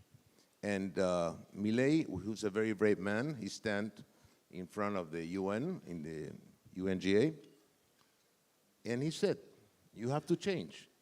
And the Congress people said, you have to change. And that's what it needs to be done. And how do you change it? Sometimes you have to vote different. Mm-hmm. And for sometimes you are one vote. But then it will be two, it'll be four, people start to realize. So that's what we're doing. We're voting with our conviction, not with always, you cannot do it always with convenience. You have to stick to principles and to moral principles. Okay, and then behind the scenes, Argentina has been acting, with foreign countries such as Venezuela in order to help promote a deal. Well, look, all these dictators, you need to fight against them. You have to stand against them. Give you an example. We had to host 6 people who were from the Venezuelan government, from Maria Corina Machado's team, and they came to our embassy. And they're there because if they wouldn't have come, they would be dead or tortured, who knows? And now we're battling to get these people out safe, and you don't realize how difficult it is to get supports from countries to be able to do it. And and Maduro is a dictator. There is no human rights there. There's no respect for civil rights. The elections were very clear, and he's still there. So, but still, you got to stand against them. Because if you don't, they will keep growing and growing and growing. Look, Nicaragua, Venezuela, Cuba, and we have to stop it, and somebody has to do it. And we hope that many nations are starting to realize, and what we call the like-minded countries. And, you know, we are maybe 15, 16, 17 in America, and this will happen. Sooner or later, they'll have to go. We will defund them, and they will have to go. That's amazing. And just, you know, our time's almost up, but America, the United States, has an incoming government, the Trump administration. I feel like people in the audience here are supportive of it. And, you know, it's interesting because, you know, President Milei, people used to say, oh, he's like the Argentinian Trump, but now, you know, now Trump's maybe the American Milei. What are the relations between the two countries, and what should we be expecting? Well, looking at the future, I would say Milei's a quite honest man. When the actual government was in office, he was asked, look, he said, I'm a Republican, I like Trump, but that's my personal opinion. As a president, I will deal with whoever the American people. So that was very brave. Not many people say that. And basically, there's some coincidences, which is give back the freedom to the people. Take away the regulations, stop spending what you don't have, and this will make the country grow. So I would say President Trump and President Milei have the same view, a little bit different approach and different size for sure. So I think that in this new time, there will be a very strong, very good relation, and we hope that we can grow together with the U.S. U.S. is the champions of freedom of the world, champion of democracy, and it's very important for us to be, and we're very proud to be an ally, and we want to grow in the side of the U.S., with the U.S., and fighting against what's wrong, and standing for the good principles and with the moral principles. So, Foreign Minister, thank you so much for doing what you do for your country, for the Jewish people, and for Israel. And President Milei is actually about to come to Israel, I think, in a month or two. January, hopefully. Okay, so you guys are all my witness. He's giving us an exclusive interview, right? Well, we have to discuss about that. Okay. Thank you very much. Thank you. Toda Thank you. rabba.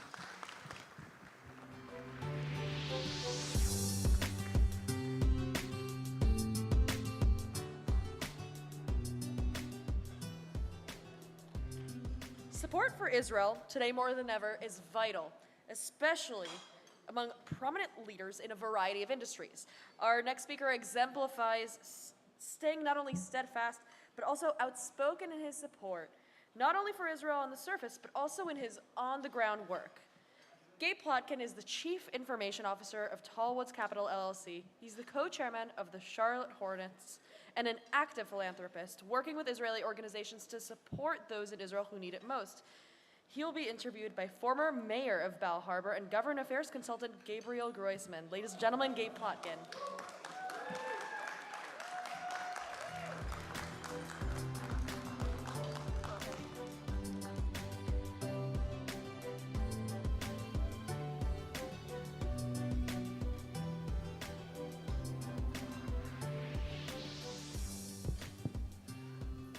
All right, thank you. I think the only qualification I had for interviewing such an incredible guest is that we share a name. So Gabe Plotkin, welcome to the stage. Thank you. So it's having grown up in South Florida here in Miami, it's very exciting to be here for an event of this caliber. Miami, like many of you may know, was a very small and quiet town with a small Jewish community. But year over year, we keep growing and growing and growing. And we keep getting new people, new faces, new families. And about 4 years ago, Gabe and his wife Yara and their kids burst on the scene here in South Florida and really started making an impact immediately on all the things that are important to our community here. Family, Israel, the Jewish community, philanthropy, and business. So, Gabe, you've really, everything you do is like with a splash, you and your wife and your family. But let's go back a little bit. I think most people don't know your background. Where'd you come from, and how'd you end up here? Thank you, Gabe, and this is a great event tonight, and I guess the Rabbi's premonition came true, so that's great. And I've never seen the room here. It looks so beautiful. But I grew up in Portland, Maine, small town, not a very large Jewish population, but I did have a Jewish identity. There were a few temples in our town. I went to Hebrew school. My parents were part of a chavarah, but it was a great upbringing. My parents really instilled in us the concept of a work ethic. So whatever we were doing in life, we had to kind of go out there and do it ourselves. So when I was in 5th grade, I had a paper route, and then I weeded gardens and mowed lawns and babysat and really anything I could to earn a living and make money. And that was something that was really important to them, that we understood that nothing's given to you in life. And that kind of continued on into high school. And I'd say that was one of the biggest lessons I learned growing up there. Incredible. And now, I know you lived for several years in New York and then made your way down in Miami. Why did you choose to come to Miami, and how has Miami welcomed you? Yeah, Miami's been great. It was truly a blessing in disguise. We had lived in New York for 18 years, and we were very happy in New York. I kind of been needling a little bit about Florida: better weather, lower taxes, beautiful place to be. But when COVID hit, much better politics. That goes along with the taxes too. But when COVID hit, we were really concerned about what the school year might bring in New York, and we started looking around, and Miami was the logical place. It was a huge Jewish community. We thought for our kids it would be a much better school year, a year without mass, a year where they were in school. And so as we did the research, it was an obvious decision. And I'd say, once we got down here, it far exceeded our expectations. We bought a house that year in October, really with the belief that at that point, having been down here for 2 months, as all the New Yorkers were coming down and they were going to stay through the winter, they would all be buying up all the houses. So we wanted to get in early because it was so apparent how wonderful life was here in Miami. So one thing you and your wife do and your family does is that you use your beautiful home for activism and for hosting events just as beautiful as this in your own home and in your backyard. You're involved in so many different philanthropies related to Israel, but you don't just give, but you also give of your time and of your community and of your network. Tell us a little bit, if you can, to share a little bit about your philosophy for giving, how you've become so involved with the Jewish community and with Israel. Yeah, I think, for us, starting 10, 15 years ago, when we really had the ability to give, it became something really important to us and really important to teach our children. And it's been a process. You figure out what's most important to you. I think we always had an affinity towards soldiers, American soldiers, Israeli soldiers, but just the sacrifice that soldiers make, for the rest of us, and so we can have our freedoms are incredible. And so we got initially involved with various organizations that supported soldiers, and that's really been the cornerstone of a lot of our giving and something that's been really important to us. I think in a post-October 7th world, for us, I don't think we really had to change a lot of our kind of philosophy around philanthropy. I do think it was important to increase our giving. Just the need was so great. But I think for a lot of people, there was that awakening that the rabbi spoke about. And an example is, how many large Jewish donors give tremendous amounts of money to universities. And when you think about universities, you had Jewish people giving to endowments that were already 10, 20, $30 billion, and they're literally supporting like the indoctrination of a ideology that often, as we've seen, in the last year, that goes against Jews and against Israel. And so you're funding that. And so for us, it's important to fund the opposite. It's important to fund, all the people that need our help and all the soldiers and other people in Israel whose lives have been upended, and that's been a big focus, and that's something we've really, it's part of it's the money, but to your point, hosting events, having soldiers at our house, having our kids see the sacrifice that these people have made so we can all be safe, so Jews can have a good life here in America, and to the extent that ever changes, have a place to go in Israel. That's really important to understand. And Gabe, you get your hands dirty because we co-hosted an event, and I'll tell you what jumped out at me.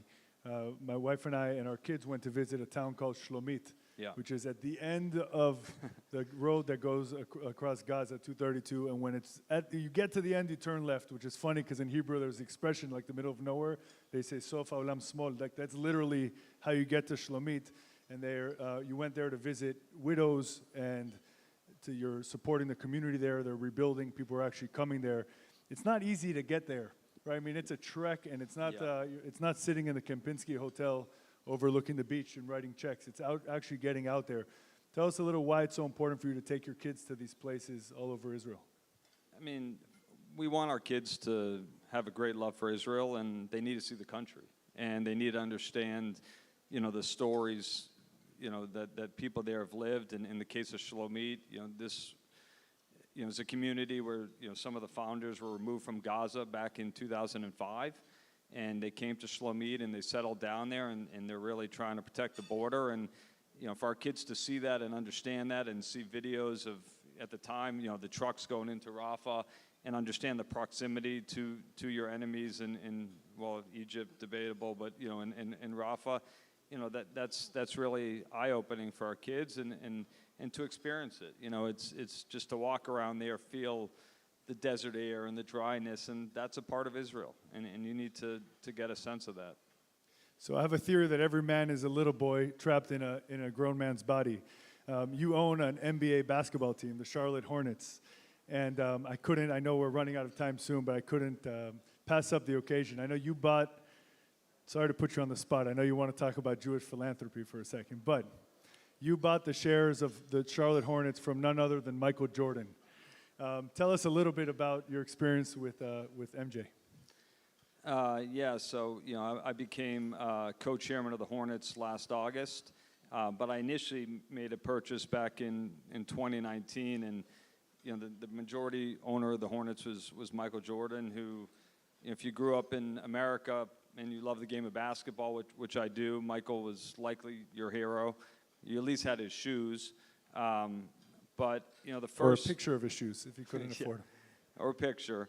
But an opportunity came about to invest in the Hornets, and I was in a place in my career where that was something that I could do, and I got to know Michael's business partner, and once you kind of pass through the test, you get to meet Michael, and so I met Michael in New York, and we hit it off. I think he was surprised by how much sort of useless knowledge of basketball that I had, but that sort of sticks in my mind.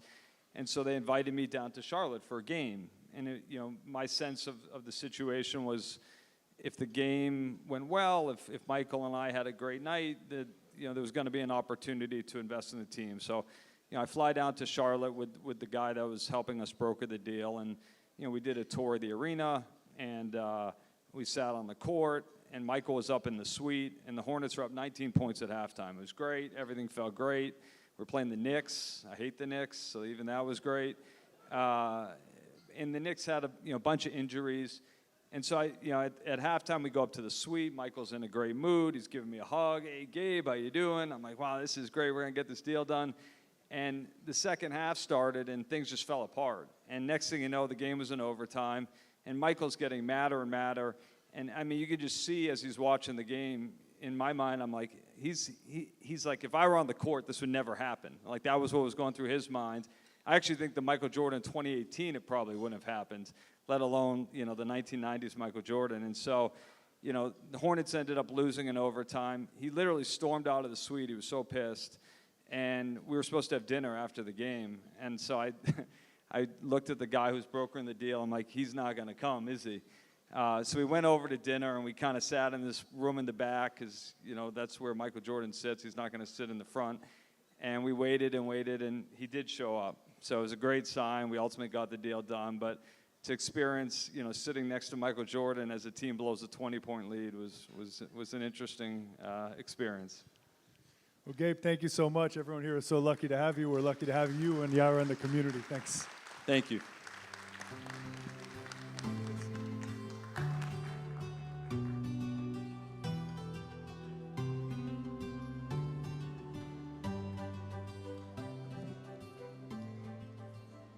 Advocating for Israel certainly has its challenges. The opposition to Israel's operations throughout the latest war has been exacerbated by Israel's opposers who have equated antagonisms towards Israel's actions to antagonism towards Israel's very existence.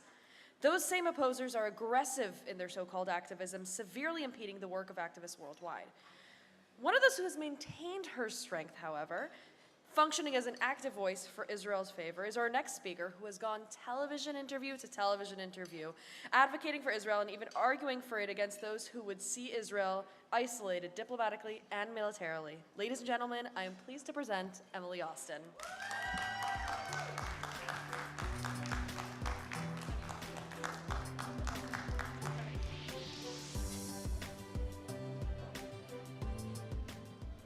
Thank you, everyone. Before I begin, I just want to tell Gabe I am not sorry that the Knicks won. I'm very happy that happened, and Michael still turned up, so we all win in the end. Excuse me for the bags under my eyes. I literally just came off of a plane from Abu Dhabi. I've spent the last 2 weeks in the Middle East. I'm going back to Riyadh in 3 days, but I will take that flight again just to make the Jerusalem Post conference 1,000 times more. You can count on that. My parents decided to send me to an all-Jewish high school. We'll talk about that experience another time. But since then, I found myself working in countries where sometimes I'm the only Jew, and that's my punishment back to them for sending me to a yeshiva. So shout out to Ima with all her sleepless nights and find my iPhones at 3 in the morning. But all jokes aside, in my many, many experiences traveling, I've learned a lot, and I want to share with you some of the lessons that I've learned. Point A, there's 3 main things that I realized, so I just took some notes on my endeavors. Point A is that the media really underestimates how many people support Israel. Point B is that Israel is fighting everyone's war, and they know it. And point C is that we are truly role models for all of society all around the world. So now, thank you, Siggy. I'll elaborate. So to point A, I've been branded, and you can say canceled, as this Zionist extremist who supports genocide, when in reality I stand up for all of humanity, and I try to fight against terrorism on the social side. Now, the media has portrayed Israel as this globally hated entity that has to be eradicated at once by any means and unoccupied. Yet the reality is, in any country I attend, there will always be people who will find me and whisper in my ear that they support my work. Now, I was just in Doha, controversial, and I'm in the hallway, and there's a guy looking like he's stalking me for a minute, and he finds me and goes, "I follow you on Instagram, and I can't say this out loud, but I really support you and all my friends do." This is a local Qatari man. So don't be fooled. We have more friends than we think. We just need to deal with the politics. Point B is that Israel is fighting World War III single-handedly. Terrorism is not only a threat to Israel, it's a global threat. And unlike those useful idiots on Ivy League college campuses, people with higher IQ recognize this as a big problem. But no one is brave enough to tackle this issue other than Israel. So the world will stand by and idly watch Israel fight their war for them. Watch us get scrutinized, dehumanized, and villainized. But trust me when I tell you we have many silent cheerleaders that are thankful for us fighting their war for them. And point C, my favorite point, is that while in these countries, I try to have uncomfortable conversations that I've been threatened to be deported for, but it's okay. But because growth ultimately comes with pain. And after countless debates and arguments and disputes and productive conversations, there was one guy in particular who had the audacity in the middle of a dinner to look me in my eye and say, "Your own people won't unite, but you expect us to back you guys up." And the room went quiet. And out of anything that any person could have told me, that one hurt the most because he was right. And I had no rebuttal to that whatsoever. We have so much internal conflict amongst our own communities, and we're so quick to forget that we are all on the same team. We're team humanity. We fight the evil. But we bring our disputes and our problems so publicly, and we handle ourselves so carelessly, and the world watches us and they laugh. So in my finding similarities and trying to build bridges between the Jewish community and the Muslim community, I often will reference like the Torah. I don't know if anyone cares, but then they'll share some stories in the Quran with me. And someone told me that besides a long-standing relationship between the Jewish people and the Muslims' prophet, something stood out to me. So in the Quran, don't worry, I know a lot of Torah too, but I'm going to teach you something special. The Jews are referred to in two ways. One is Yehudim, meaning Jews, and the second way is Bnei Israel. Now, in these references, when the Jews are referred to as Yehudim, meaning Jews, we were always spoken down to, and we were divided, and we were not unified, and we were always at a war amongst ourselves. But when the Quran referred to us as Bnei Israel, we were leading. We were leading the whole world. We were united. We were all on the same page, and there was no division amongst our community. And every time the Quran says Bnei Israel, we were leading the world. So we need to come back to that point where we are Bnei Israel, because ultimately, we are all brothers and sisters, and we're fighting for the same cause. Now, the world is putting a lot of pressure on our shoulders, and I know it's hard to maintain that solidarity, but we cannot crack under the pressure, and we cannot let them win. So let's show the world who we are. We are Bnei Israel, and we will get back to that point. Thank you.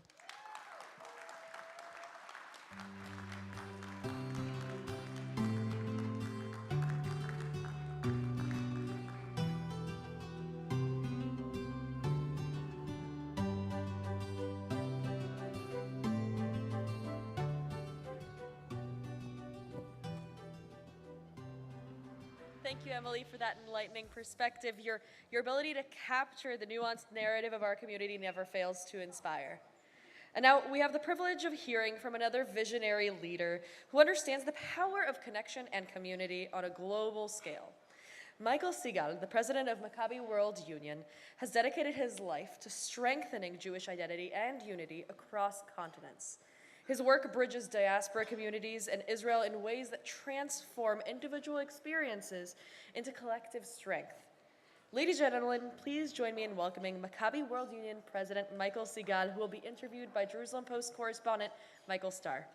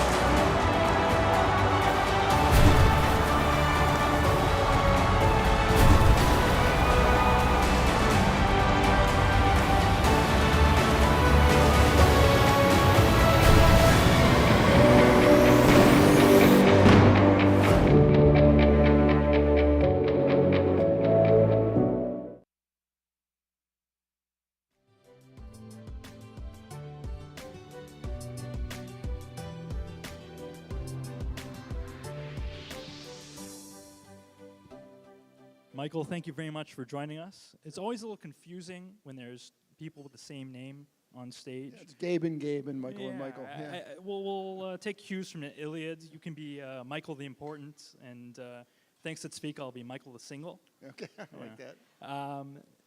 There's other name confusions that often go on with Maccabiah. There's a lot of people that use that name, Maccabi. There's the health service. There's the Maccabi Games, Maccabiah. There's those guys that saved Hanukkah, the Maccabees, I think they were called. Can Can you tell us a little bit about the Maccabiah and the role that it plays? Yeah, so I represent Maccabi World Union, which is the umbrella organization based in Israel that runs the Maccabiah, which is the games itself that occurs every 4 years. We have what we call territorial organizations, TOs, as we refer to them. It's our local franchise. So there'll be a franchise in every country.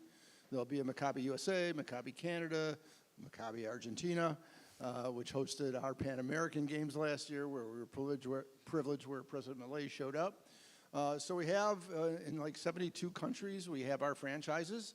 They run individual games for their youth and for general population.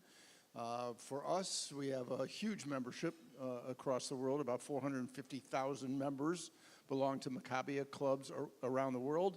And we're really more than an organization. We really are a movement designed for both Jewish strength and for Jewish continuity. Now, the Maccabiah faces a bit of a challenge this year because of the war going on in Israel. How the rest of Israel has had to adapt with continuing on with daily life during the war. How is the Maccabiah going to be able to adapt? Is it going to be held in the same way? What are the challenges that you're going to be facing? So it's interesting because it really is our intent to run a full Maccabiah Games. So we are in the planning process for early July to hold the games as they've been held in the past. So at this moment, and we're not naive to the challenge, is in fact we're planning about 10,000 athletes and support group to come to Israel. It will be the largest gathering of Jews to Israel post 10/7. There are many challenges, including funding, as we could say. Most importantly, if anybody has contacts with El Al, we could use more seats on planes, needless to say, or any other airlines. If you can tell them to open up the skies, it would be terrific. So we have this, not only the games themselves and getting the venues and getting the money and the support, we want to have all of the Israeli population participate in these games. So we're opening up what we call sort of an Olympic village in Tel Aviv, where all of the Israeli population can come, and we'll have this whole sports complex so that everybody can feel in touch, even if you're not participating in the games. So if in fact if we have to adjust the games because of situations where we can't get enough flights, or we don't have enough money, or there's things that are going on politically or in the war scenario, we'll adjust accordingly. But we want to do something that hasn't been done for a long time. We want to bring not just the resiliency and the strength, but we want to bring joy, which hasn't happened enough in Israel. So if we can pull these games off in the way that we're planning, we want to have a joyful experience, not just for the athletes and their families and their support groups, but we want it for the entire country of Israel to experience the joy of competition, fair play, and just having fun. You mentioned fundraising challenges. Can I ask, were you able to overcome those? Well, we haven't overcome them yet. I mean, we get financial support from the government, so we're obviously concerned about the budget, as it were. We're hoping that a sports owner like Gabe would come forward and write us a big check, but not that I want to pander for money, but I will. We have this vision. We will scale back accordingly, but we're looking for about $10 million, which is not a big number in the overall schematic of what sports is. Sports is an enormous, global phenomenon with significant finances around it. You just saw the new contract by Juan Soto. Just that alone, I'll take 1 month of his salary. He couldn't run the whole games. But what we're looking for from our supporters, and if anybody wants, we have naming rights for the games. We got the individual sports, and for the first time for you Floridians, we have pickleball that will be a sport in the Maccabiah. Well, I'm excited for pickleball. If only we knew some rich Jews. You've led some amazing Jewish organizations. You've been a prominent Jewish leader in several movements over the years, whether it be the Jewish Agency. How is Maccabiah different? How is it unique in your eyes? So there's a unique aspect to Maccabiah. So for those of you who don't know, I've run the Sachnut Yehudit, the Jewish Agency, JFNA, Israel Bonds. What's unique about Maccabiah is the fact that we have what every organization is looking for. We have young people and we have people who are disconnected from the Jewish community. So if you take the statistics of the Maccabi movement, 80% of people who participate in Maccabi games are under 35 years old. 80% of 400,000 people. Think about that. And then the other aspect was what we have is 60% of people who play in our games have no connection to the Jewish community in any other avenue other than the sports that they participate in. So we have young people and we have disconnected. So we have this continuity bridge.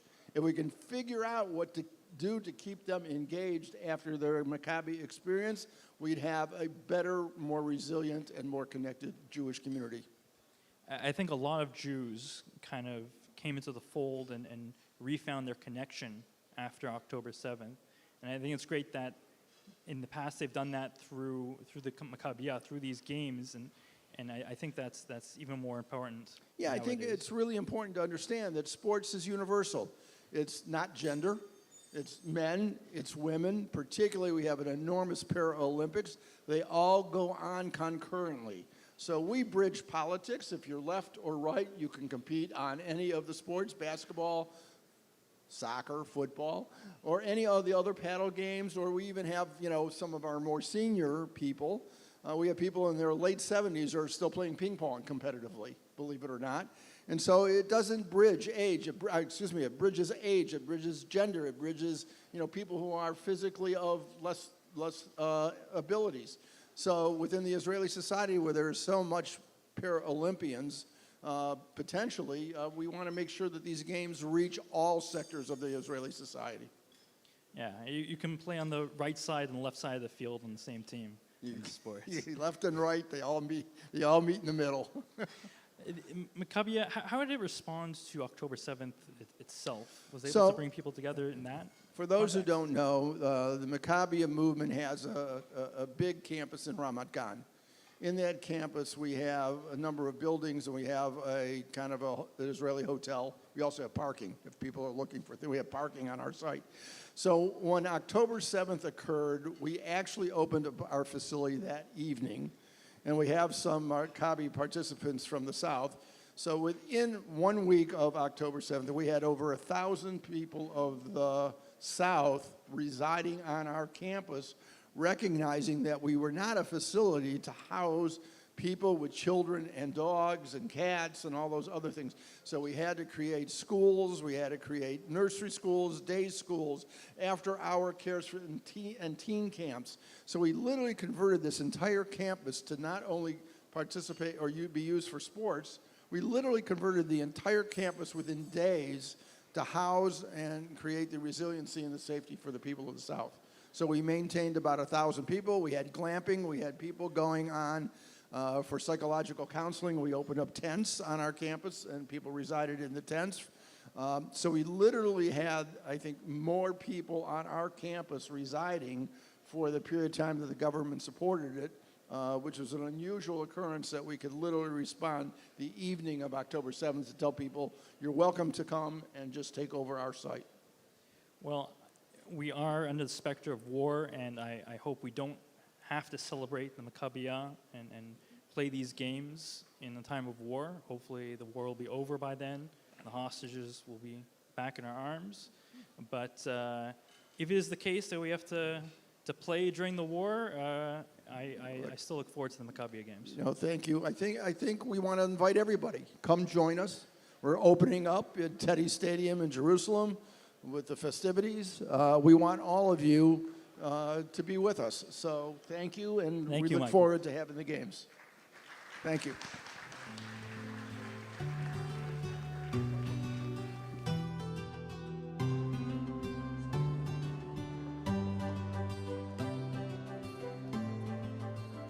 Thank you, Michael and Michael. That's a happy coincidence that happened twice tonight.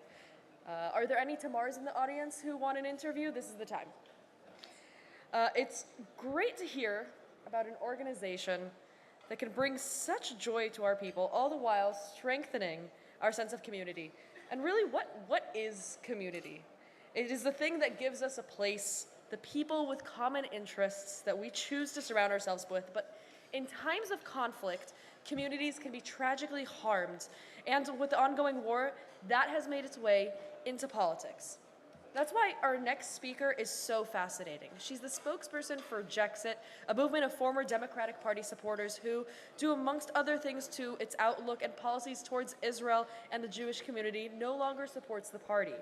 Losing community is difficult, but creating one with a common experience and interest is another thing entirely. Ladies and gentlemen, please welcome to the stage television personality and Jexit national spokeswoman Siggy Flicker, who will be interviewed by renowned Israeli Channel 12 U.S. correspondent Yuna Leibson.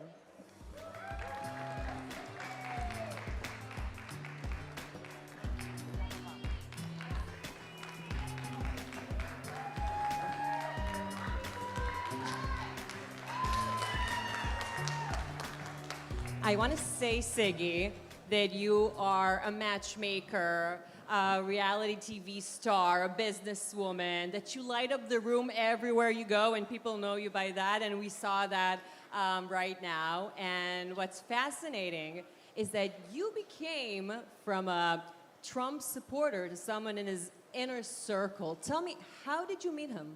Well, first of all, I want to say to everybody in the room that I'm proud to be a proud Jew. I am the proudest Israeli, and I'm going to stand up when I say I am proud to tell you all that I'm the #1 Trump supporter in the world. And I don't have to back down because now we are the majority and we finally have leadership, and I know firsthand who cares about the Jewish people, who cares about the state of Israel, and who will hopefully return 100 hostages, dead or alive, Bezrat Hashem, Kulam alive, but he will bring them home. We no longer have to say we're Trump supporters with our head down. We should say it proudly and loud. Toda. I knew this is going to be a hard one. So, Siggy, but how did you meet President Trump? Well, I believe that there are no accidents in life. You know, when you plan, God laughs. So I met a girl by the name of Alina Haba, who serves as the attorney to the president, 4 years ago. And she said to me, Siggy, what do you do? And I said, well, I was on the Housewives of New Jersey. And I left the show, thank the Lord, Toda Elohim. And right now, I work for the Jewish people, the state of Israel, and President Trump, except for he doesn't know me, and I don't get paid by him. And the following week, she invited me to dinner with President Trump at Bedminster. And I sat there at the table with the president, and I started talking about Israel and my love for the Jewish people. And I said to the president, I don't have to sell you on Israel because your daughter is a Jew. And I love your daughter, and I love Jared, and I love everything that they've done for Israel. And may I remind you, Genesis 12:3, that Elohim will bless those who bless Israel, and he will curse those who curse Israel.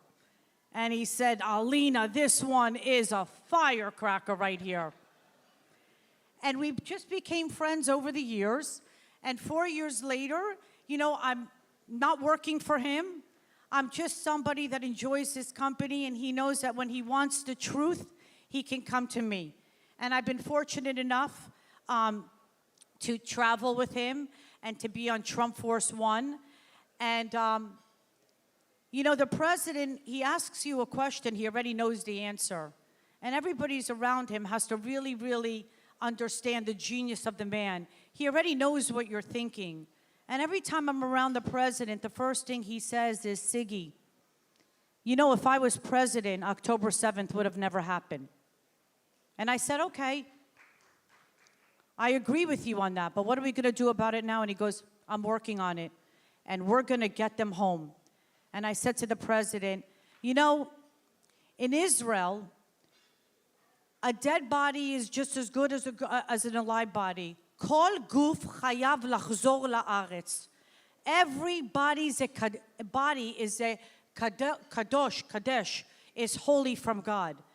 And I'm just here to say that he really, really understands that, and he really is working to get the hostages home. which is my #1 priority, and it's everything that I think of day and night.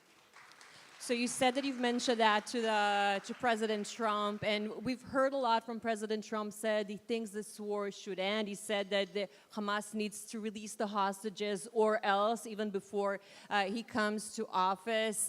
We've heard sometimes different things from him. When you talk to him about it, what does he tell you? How does he see the next few weeks, even until he comes into office? Well, listen, we all know that President Trump is very frustrated with the Jewish community. And I agree with him. For a man who makes promises and keeps them, I think that the Jewish community owed this man a little bit more. My personal opinion. And let me tell you why I'm saying this. I'm not just a pretty Jewish girl sitting on the stage. I was born in Jerusalem, Israel during the Six-Day War. My father ran Yad Vashem's Righteous Gentile Division for over 24 years. And I'm sitting here because a Catholic priest hid my Saba and Safta and my family in Evian, France, and helped my father at the age of 7 with his 7 brothers and sisters into Switzerland. I grew up in Cherry Hill, New Jersey, and every Friday night for Kiddush, my father would repeat story after story after story about the Holocaust. And I'd say, Abba, lama? Lama kol hasipurim ha'ele? Why do we need to hear these stories? We're living in America. The Jews are loved here. Nothing is ever going to happen here in America. And my father would say, Siggy, anti-Semitism is like a cancer. It could stay dormant for many years. And sometimes when it comes back and shows its ugly face, you have to be prepared to look at it in the eye and defeat it. So I believe we were all born for such a time as this, and President Trump was born for such a time as this. He was chosen by God for such a time as this. And I truly believe now that everything that Israel is going through, especially with their best friend America, we need our alliance with America, and we need somebody who says recently, of course I want a ceasefire, but I want a ceasefire where Israel is victorious. It's a lot different than the current administration. We must defeat jihad. And if we don't, then our children and our grandchildren will not have a future homeland to visit. We don't have 57 countries. We don't have 5 and we don't have 2. Elohim natan lanu one Jewish homeland, and that is Israel. And every single person in this room understands that. No one understands that more than our men and our women who are fighting on the front lines, and some of them are not coming home to their parents. We owe it to them to fight. And how do we fight? We support the current administration who will be entering the White House on January 20th. Siggy, you know, Trump and Prime Minister Netanyahu had their ups and downs. We've seen their relationship recently. We've seen that they're close. But how is the next term going to look like? I know you're honest. You always say the truth. Well, I don't have a filter. So, yeah, and I'm I going to know, say, and we love it. Thank you, Siggy. I'm going to say, I know a lot of people in Israel are conflicted. I'm really not interested. If you like Bibi, you like Trump, you don't like Bibi, you're a leftist, you're a righty. It doesn't matter. We're all in the mud right now. You have to understand our enemy doesn't want you to exist. Do you understand that? It's not that the enemy says, we want you to exist, but you have to stay on that part of the room. Jihad, their common goal is they want world domination. They want to infiltrate, populate, dominate, and never assimilate. And they do it through a term called taqiyya. Taqiyya means I'm allowed to lie to everybody for the sake of my Allah. We have to be smarter than that. I don't care who you like and who you don't like. You don't like Donald Trump, you're entitled to your opinion.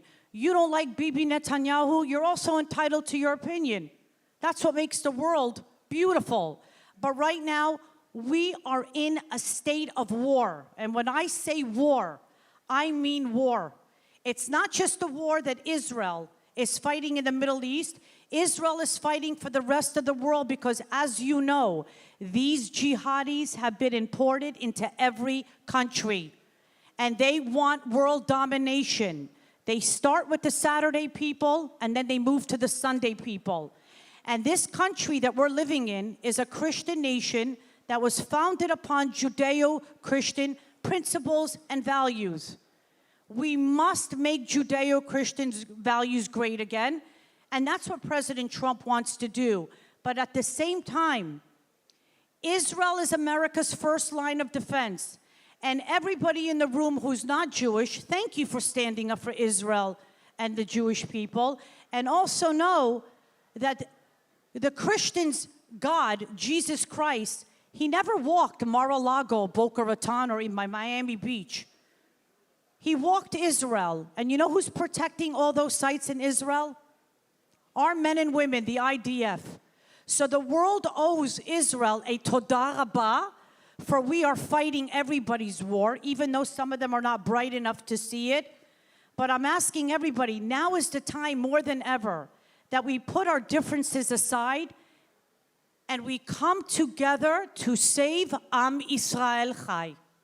So I guess that means they're going to work good together.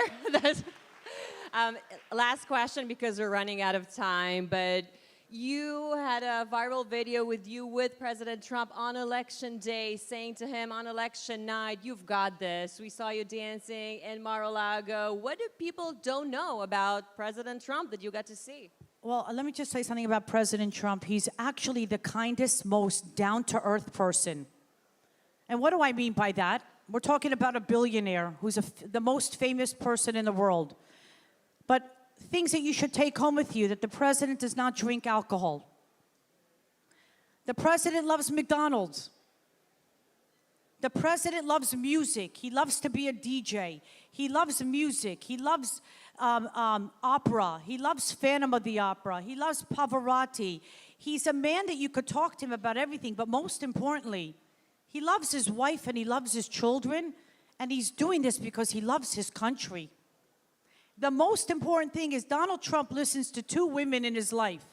One of them happens to be his chief of staff, Susie Wiles, and the other one happens to be the most important woman in his life, the most elegant human being and the most beautiful human being I've ever laid my eyes on is Melania. And he really does value the women in his life. Just ask Elizabeth, right there, Pipko, who works for him. He values the women in his life. And I always say to him, you have 5 children. All of them can spell mom, dad, and Bob backwards. You did a great job raising them. Why are you doing this? Lama. And he says, because like you, I love my country. I love my country, and I want to leave this world knowing that I'm going to leave a country that my grandchildren will be free in. Isn't that what we all want? A country that's going to be safe for our children and our grandchildren? That's the goal. Siggy Flicker, thank you so much. And For where's that- Michael Starr? He's looking for a matchmaker, I heard. Oh, matchmaker, yes. Well, that will be easy. We'll talk later, okay? First, I got to save the world. Toda.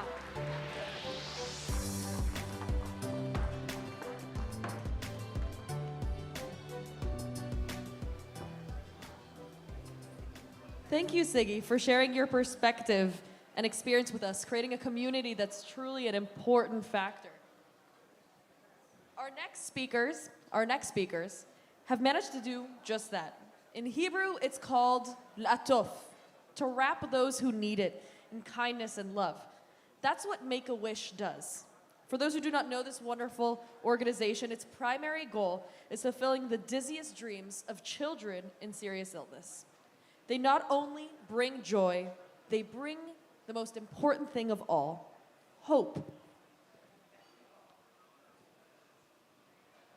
I am pleased to call to the stage Denise Bar-Aron, co-founder and CEO of Make-A-Wish Israel, and Eugene Frankel, chairman of the board of Make-A-Wish South Florida. Promise that you hold me close, don't let me go. Take my heart, don't break it. Love me to my bones. All this time I've wasted.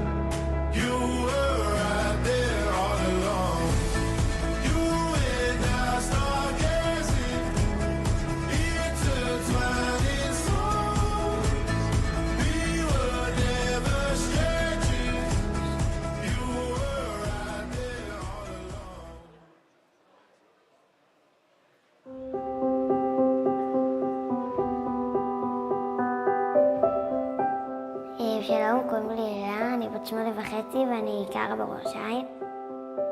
הם גילו לי את המחלה בערך שהייתי בת 7, אבל המחלה הייתה בגוף שלי בערך 2 קודם. וכשגילו אותה פשוט רציתי לעצור את העולם, כי כשמגלים מחלה כזאת, אתה אפילו לא יכול לדמיין מה אתה תעבור, ואם היא תעבור לך ואם היא תחזור, וישר שאמרו לי, יש לך גידול, פשוט אמרתי, למה? למה זה דווקא קורה לי? מה אני עשיתי רע שמגיע לי את זה?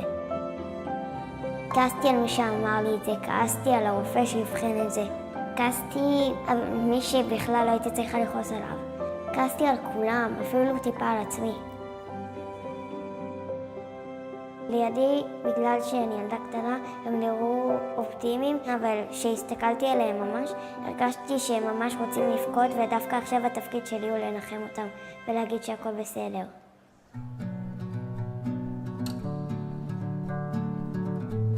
ואני הגעתי למסקנה שראיתי שיש ילדים שרק נולדו וכבר יש להם סרטן, ואמרתי, הילדים האלו לא עשו שום דבר רע, אז באמת זה כנראה אולי רק מבחן שנותנים לנו לראות אם החוזק שלנו גדול או קטן. אני זוכרת שבאה הנציגה של מיקוויש לראיין אותי, אז מיד עלה לי בראש משלה, שלפני כמה שנים ראיתי מחזמר, הוא נהיה לי המחזמר הכי יפה בעולם, כי זה מחזמר עצוב אבל עם סוף שמח. וידעתי שהמשאלה הראשונה שלי היא לפגוש את השחקנים של המחזמר ולצפות בו. הייתה התרגשות גדולה מאוד. פגשתי אותם וקודם כל הייתי שמחה כשראיתי אותם, ובעיקר הייתי נבוכה.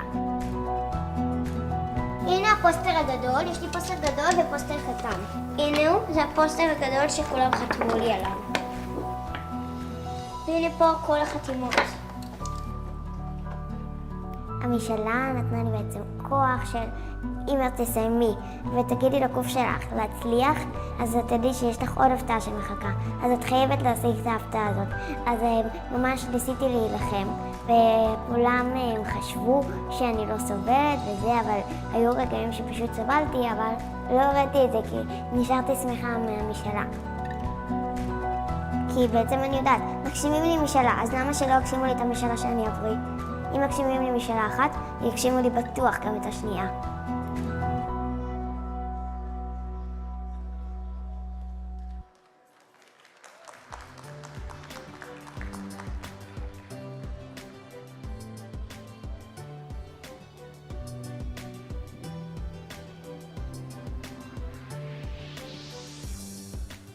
Okay, first of all, what a sweet video. I think that's the first child in my life I've encountered who's such a big Les Mis fan. That feels like a really mature thing for a little girl. But I want to strike right off. Denise, tell us about what is Make-A-Wish? What is the Make-A-Wish Foundation?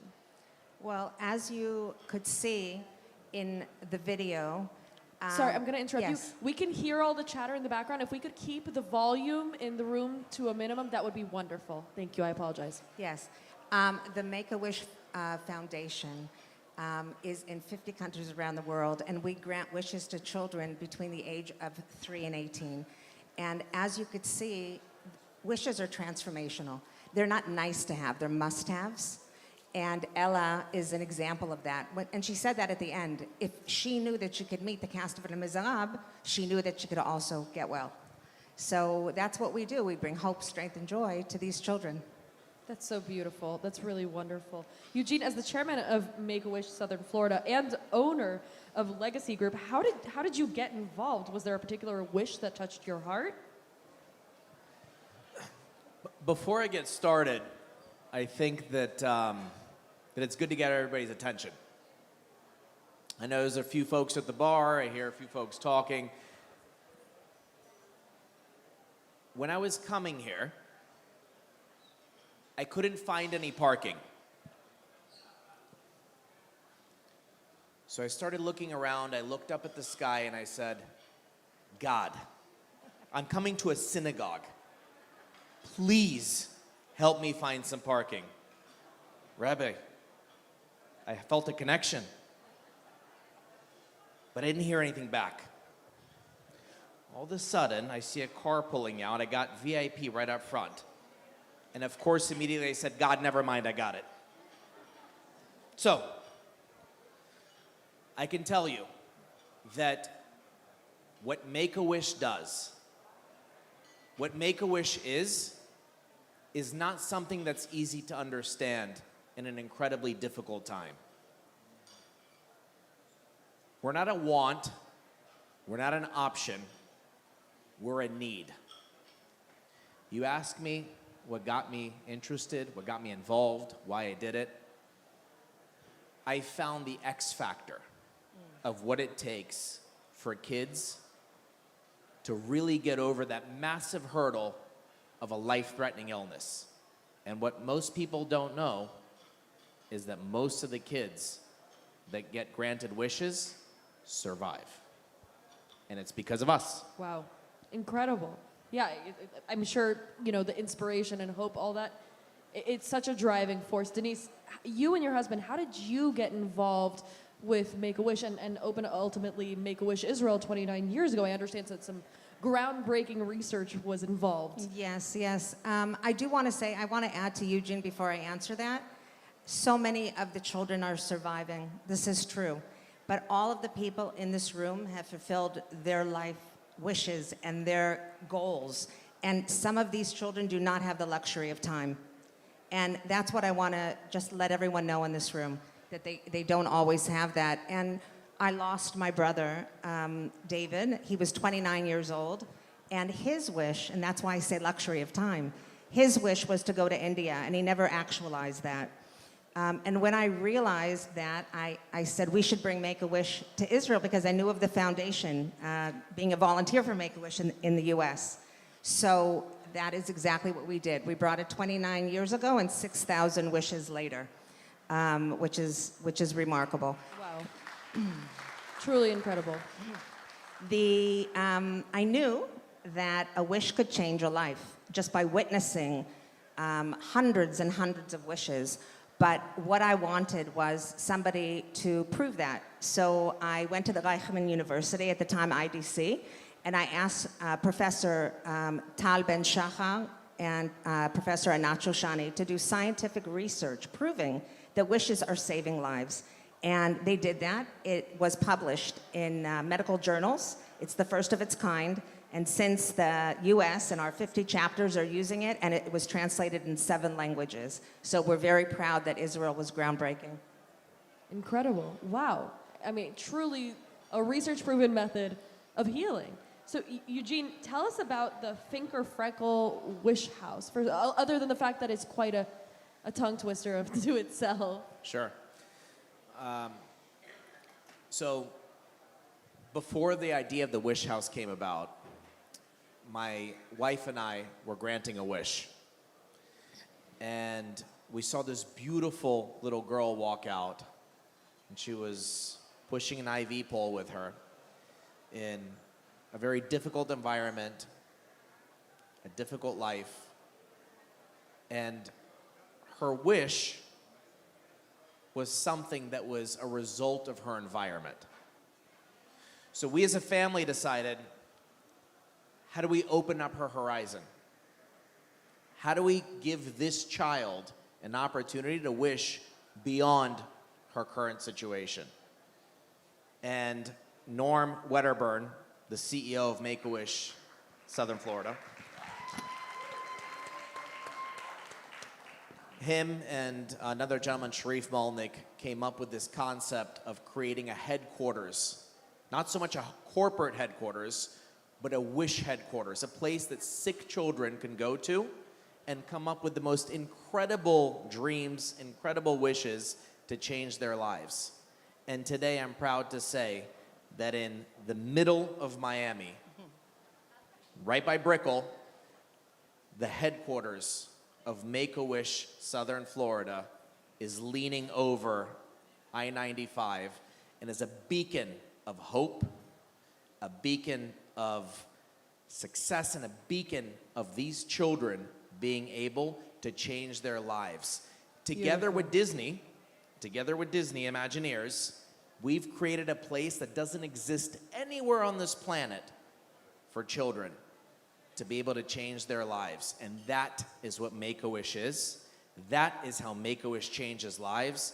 And children are able to come into this place, their minds are blown open, they're able to do something they've never been able to do because of the environment that they're in, and come up with extraordinary wishes. And that is what Denise does in Israel as well. Yeah, so Denise, I really want to turn to you with our last question here. Yes. October 7th happened. I can't imagine that Make-A-Wish could just operate as usual. How did you guys handle that kind of atrocity?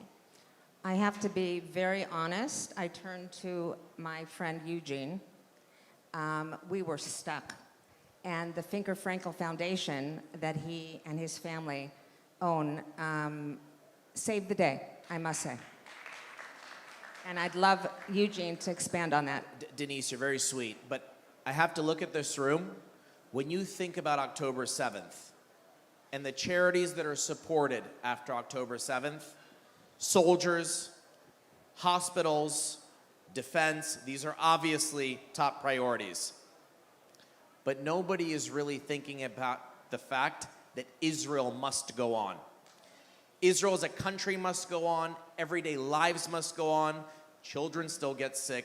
People still get sick. Happiness and hope still has to exist. And that is exactly what Denise is doing. So when Denise came to us and said, look, I don't know how we're going to prioritize what we're doing. I don't know how we're going to be able to go on as a concern in the state of Israel right now when all of these other priorities exist. We as a family, including Misha and Anya and the Finker Frankel family together, we came forward and we said, we're going to do this right. And we were able to raise, with the help of Lior Suchard and some other friends, $1 million in about 1.5 hours for Denise and Make-A-Wish. And we are going to continue being behind Make-A-Wish in Israel and Make-A-Wish all over the world as a family to continue granting wishes and granting hope to children that are fighting and surviving. Amazing. Eugene, Denise, thank you so much. Thank you.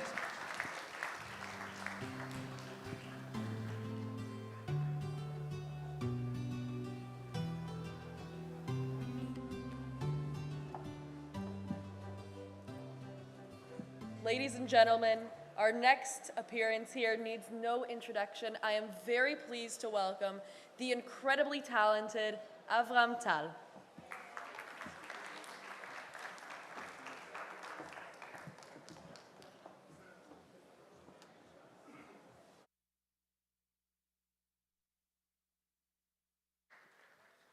Hello, good evening. Thank you for your patience. I would like to invite to the stage Dubi and Simcha from Zaka. Zaka, which made an amazing work in Israel all over the years, and since the 7th of October, a lot more. I was amazed to meet them, to know them, to sit with them, to cry with them, to talk with them, to hear their story.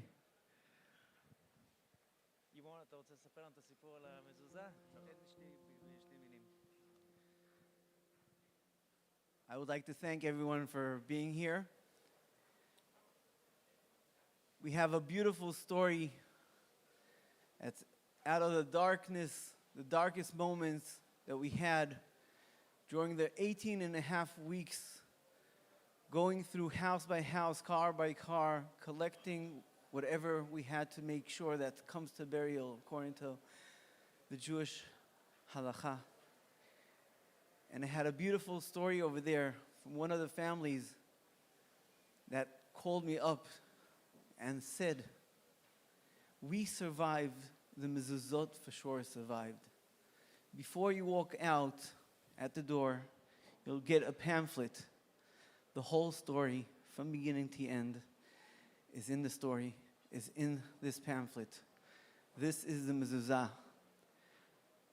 that I was able to take and have with me to stand in front of the world, speak about the atrocities, speak about what happened to Am Yisrael. We appreciate everything, every moment. Avram is our brother going with us together, being our family, and being with us in the hardest moments. Thank you again for having us here, and thank you for the support. Thank you, Simcha. I have a wish. My wish, in Hebrew. אני רוצה להוציא את כל מה שיש בראש למתנדבים של זקה. אבל בינתיים, השירה מאוד עוזר לנו, נותן לנו הרבה מאוד כוח. אברה, בבקשה. תודה. Thank you. You know, you are so brave with all the things you do. And we know that also the bravest people needs to be heard, needs some help.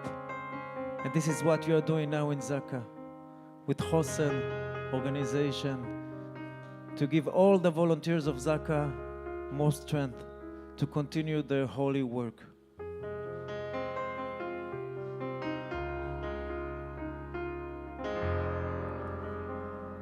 שמע ישראל עומד ומתפלל על כל הילדים שלך, על כל הצבעים שלך. מה הבן אדם מחפש פה בעולם? פינה שלו, מנגינה שלו, מקום בלי דאגה. מציאות לא מרחמת, אורי ארץ מדממת, תני לרוח הנושבת לרפא אותך. כבר מזמן שלא הדלקנו את האור שבתוכנו, הדמעות שוטפות אותנו, כל הלב מוצף. ומעומק הכאב הזה נזרח, נשמתי קשורה בנשמה שלך.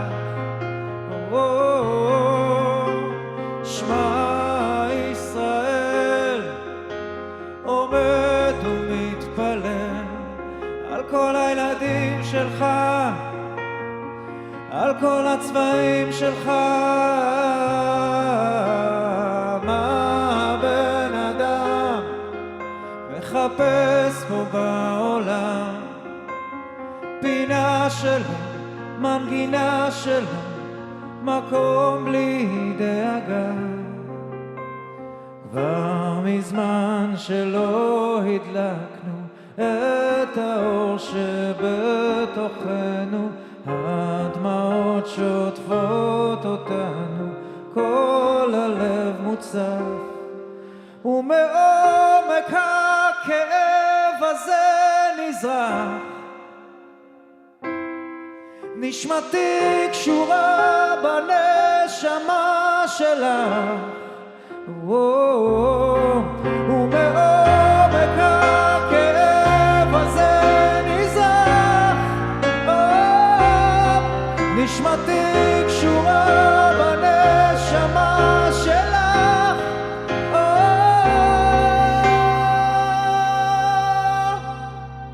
שמע ישראל עומד ומתפלל.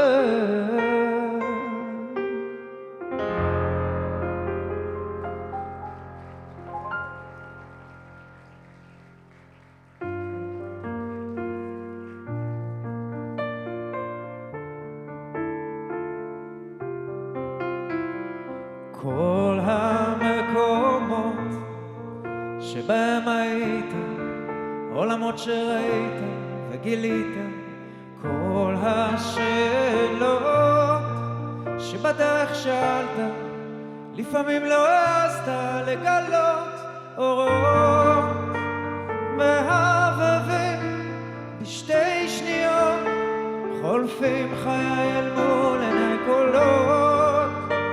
מזמן אחר הלב אומר להתעורר מהר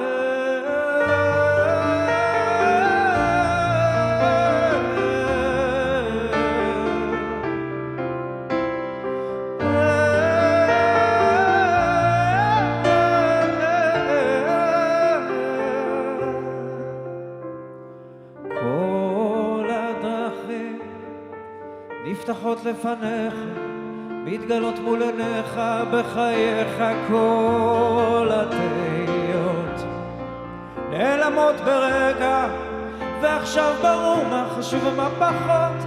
אורות מהבהבים בשתי שניות, חולפים חיי אל מול עיניי קולות מזמן אחר. הלב אומר להתעורר מהר.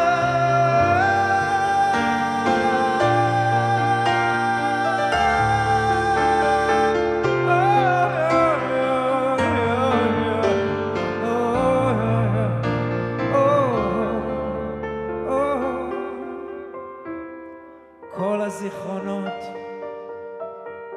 הדמעות שבכית, שניקו את פניך מהתום, כל החוויות שצימו את ימיך, שהדירו שינה מעיניך בלילות.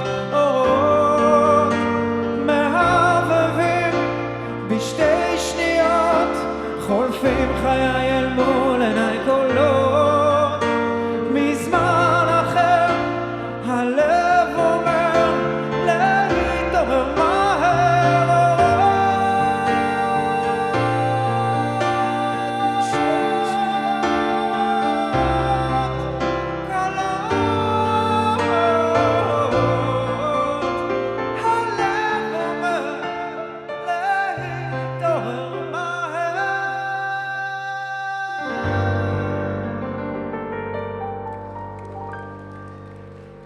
Thank you, תודה רבה.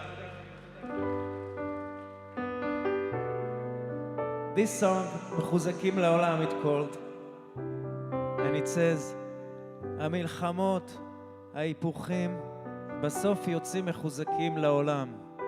It means that after all the things we went through, we're gonna get only stronger.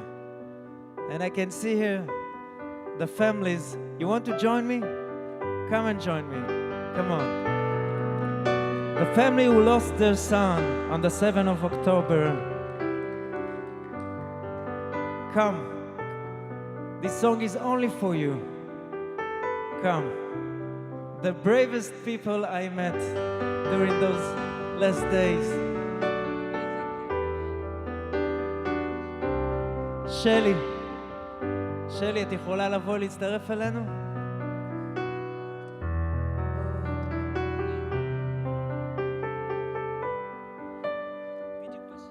הכוחות שלכם זה משהו שהוא לא מתואר בכלל.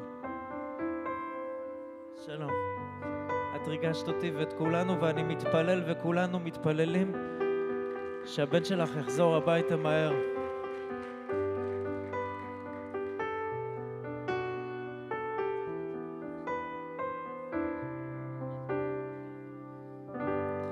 המילים מרגיעות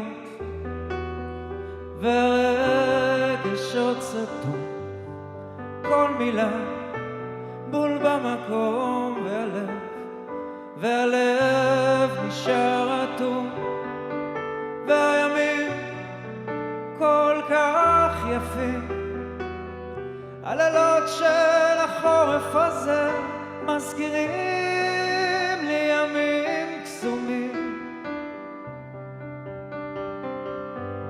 שתי דקות מספיקות, תתני לי יד ונצעד מפה, גם בגוף וגם בלב, או תתני לגעת בכאב, והימים כל כך יפים, הלילות של החורף הזה מזכירים לי ימים קסומים.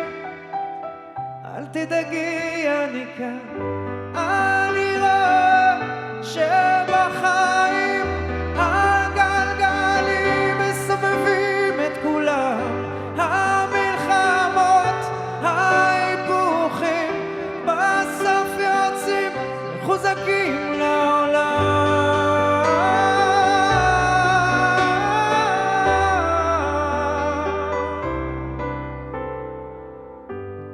הזמנים הם לא קלים.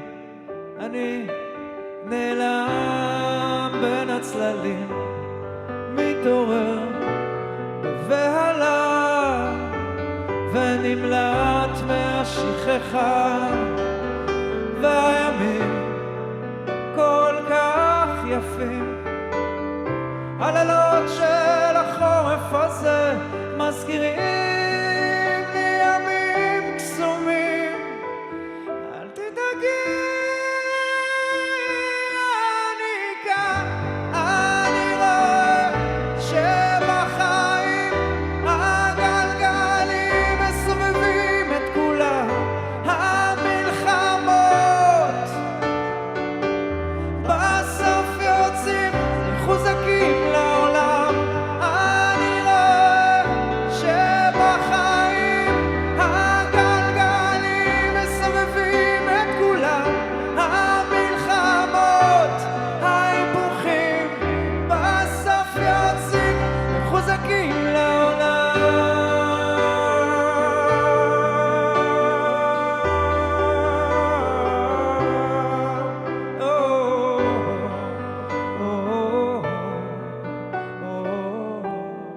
אני שומע אותך תוך כדי שאני שר, כולנו ביחד.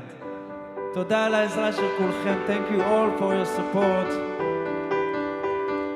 תודה לכולכם, הלב שלנו איתכם, עם כולנו, כולנו ביחד. כמו שאמרת, כל נשמה בעם היהודי מחוברת אחד לשני.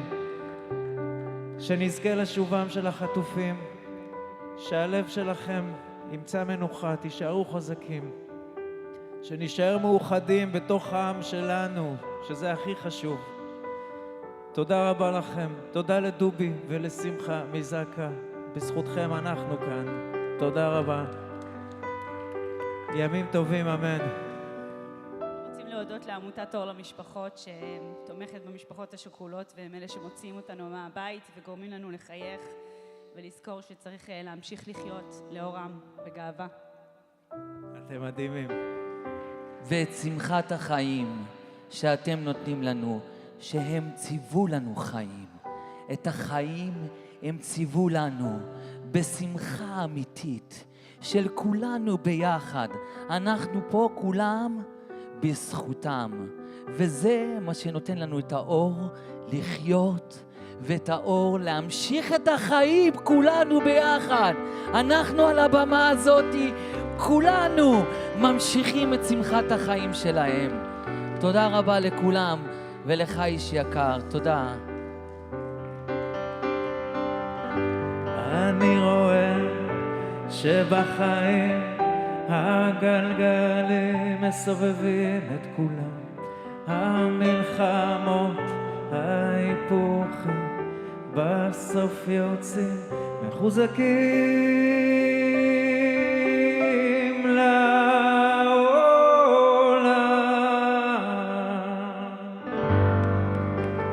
תודה רבה.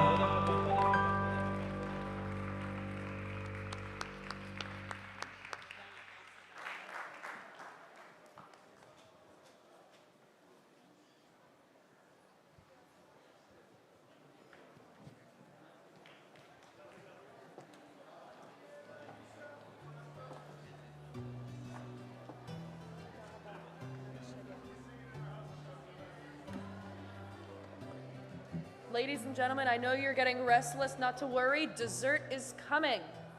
You'll get your sugar soon. But before that, one last thing, one last item to take us away. We're going to have the Misha Barach, performed by Yedidia Chayat.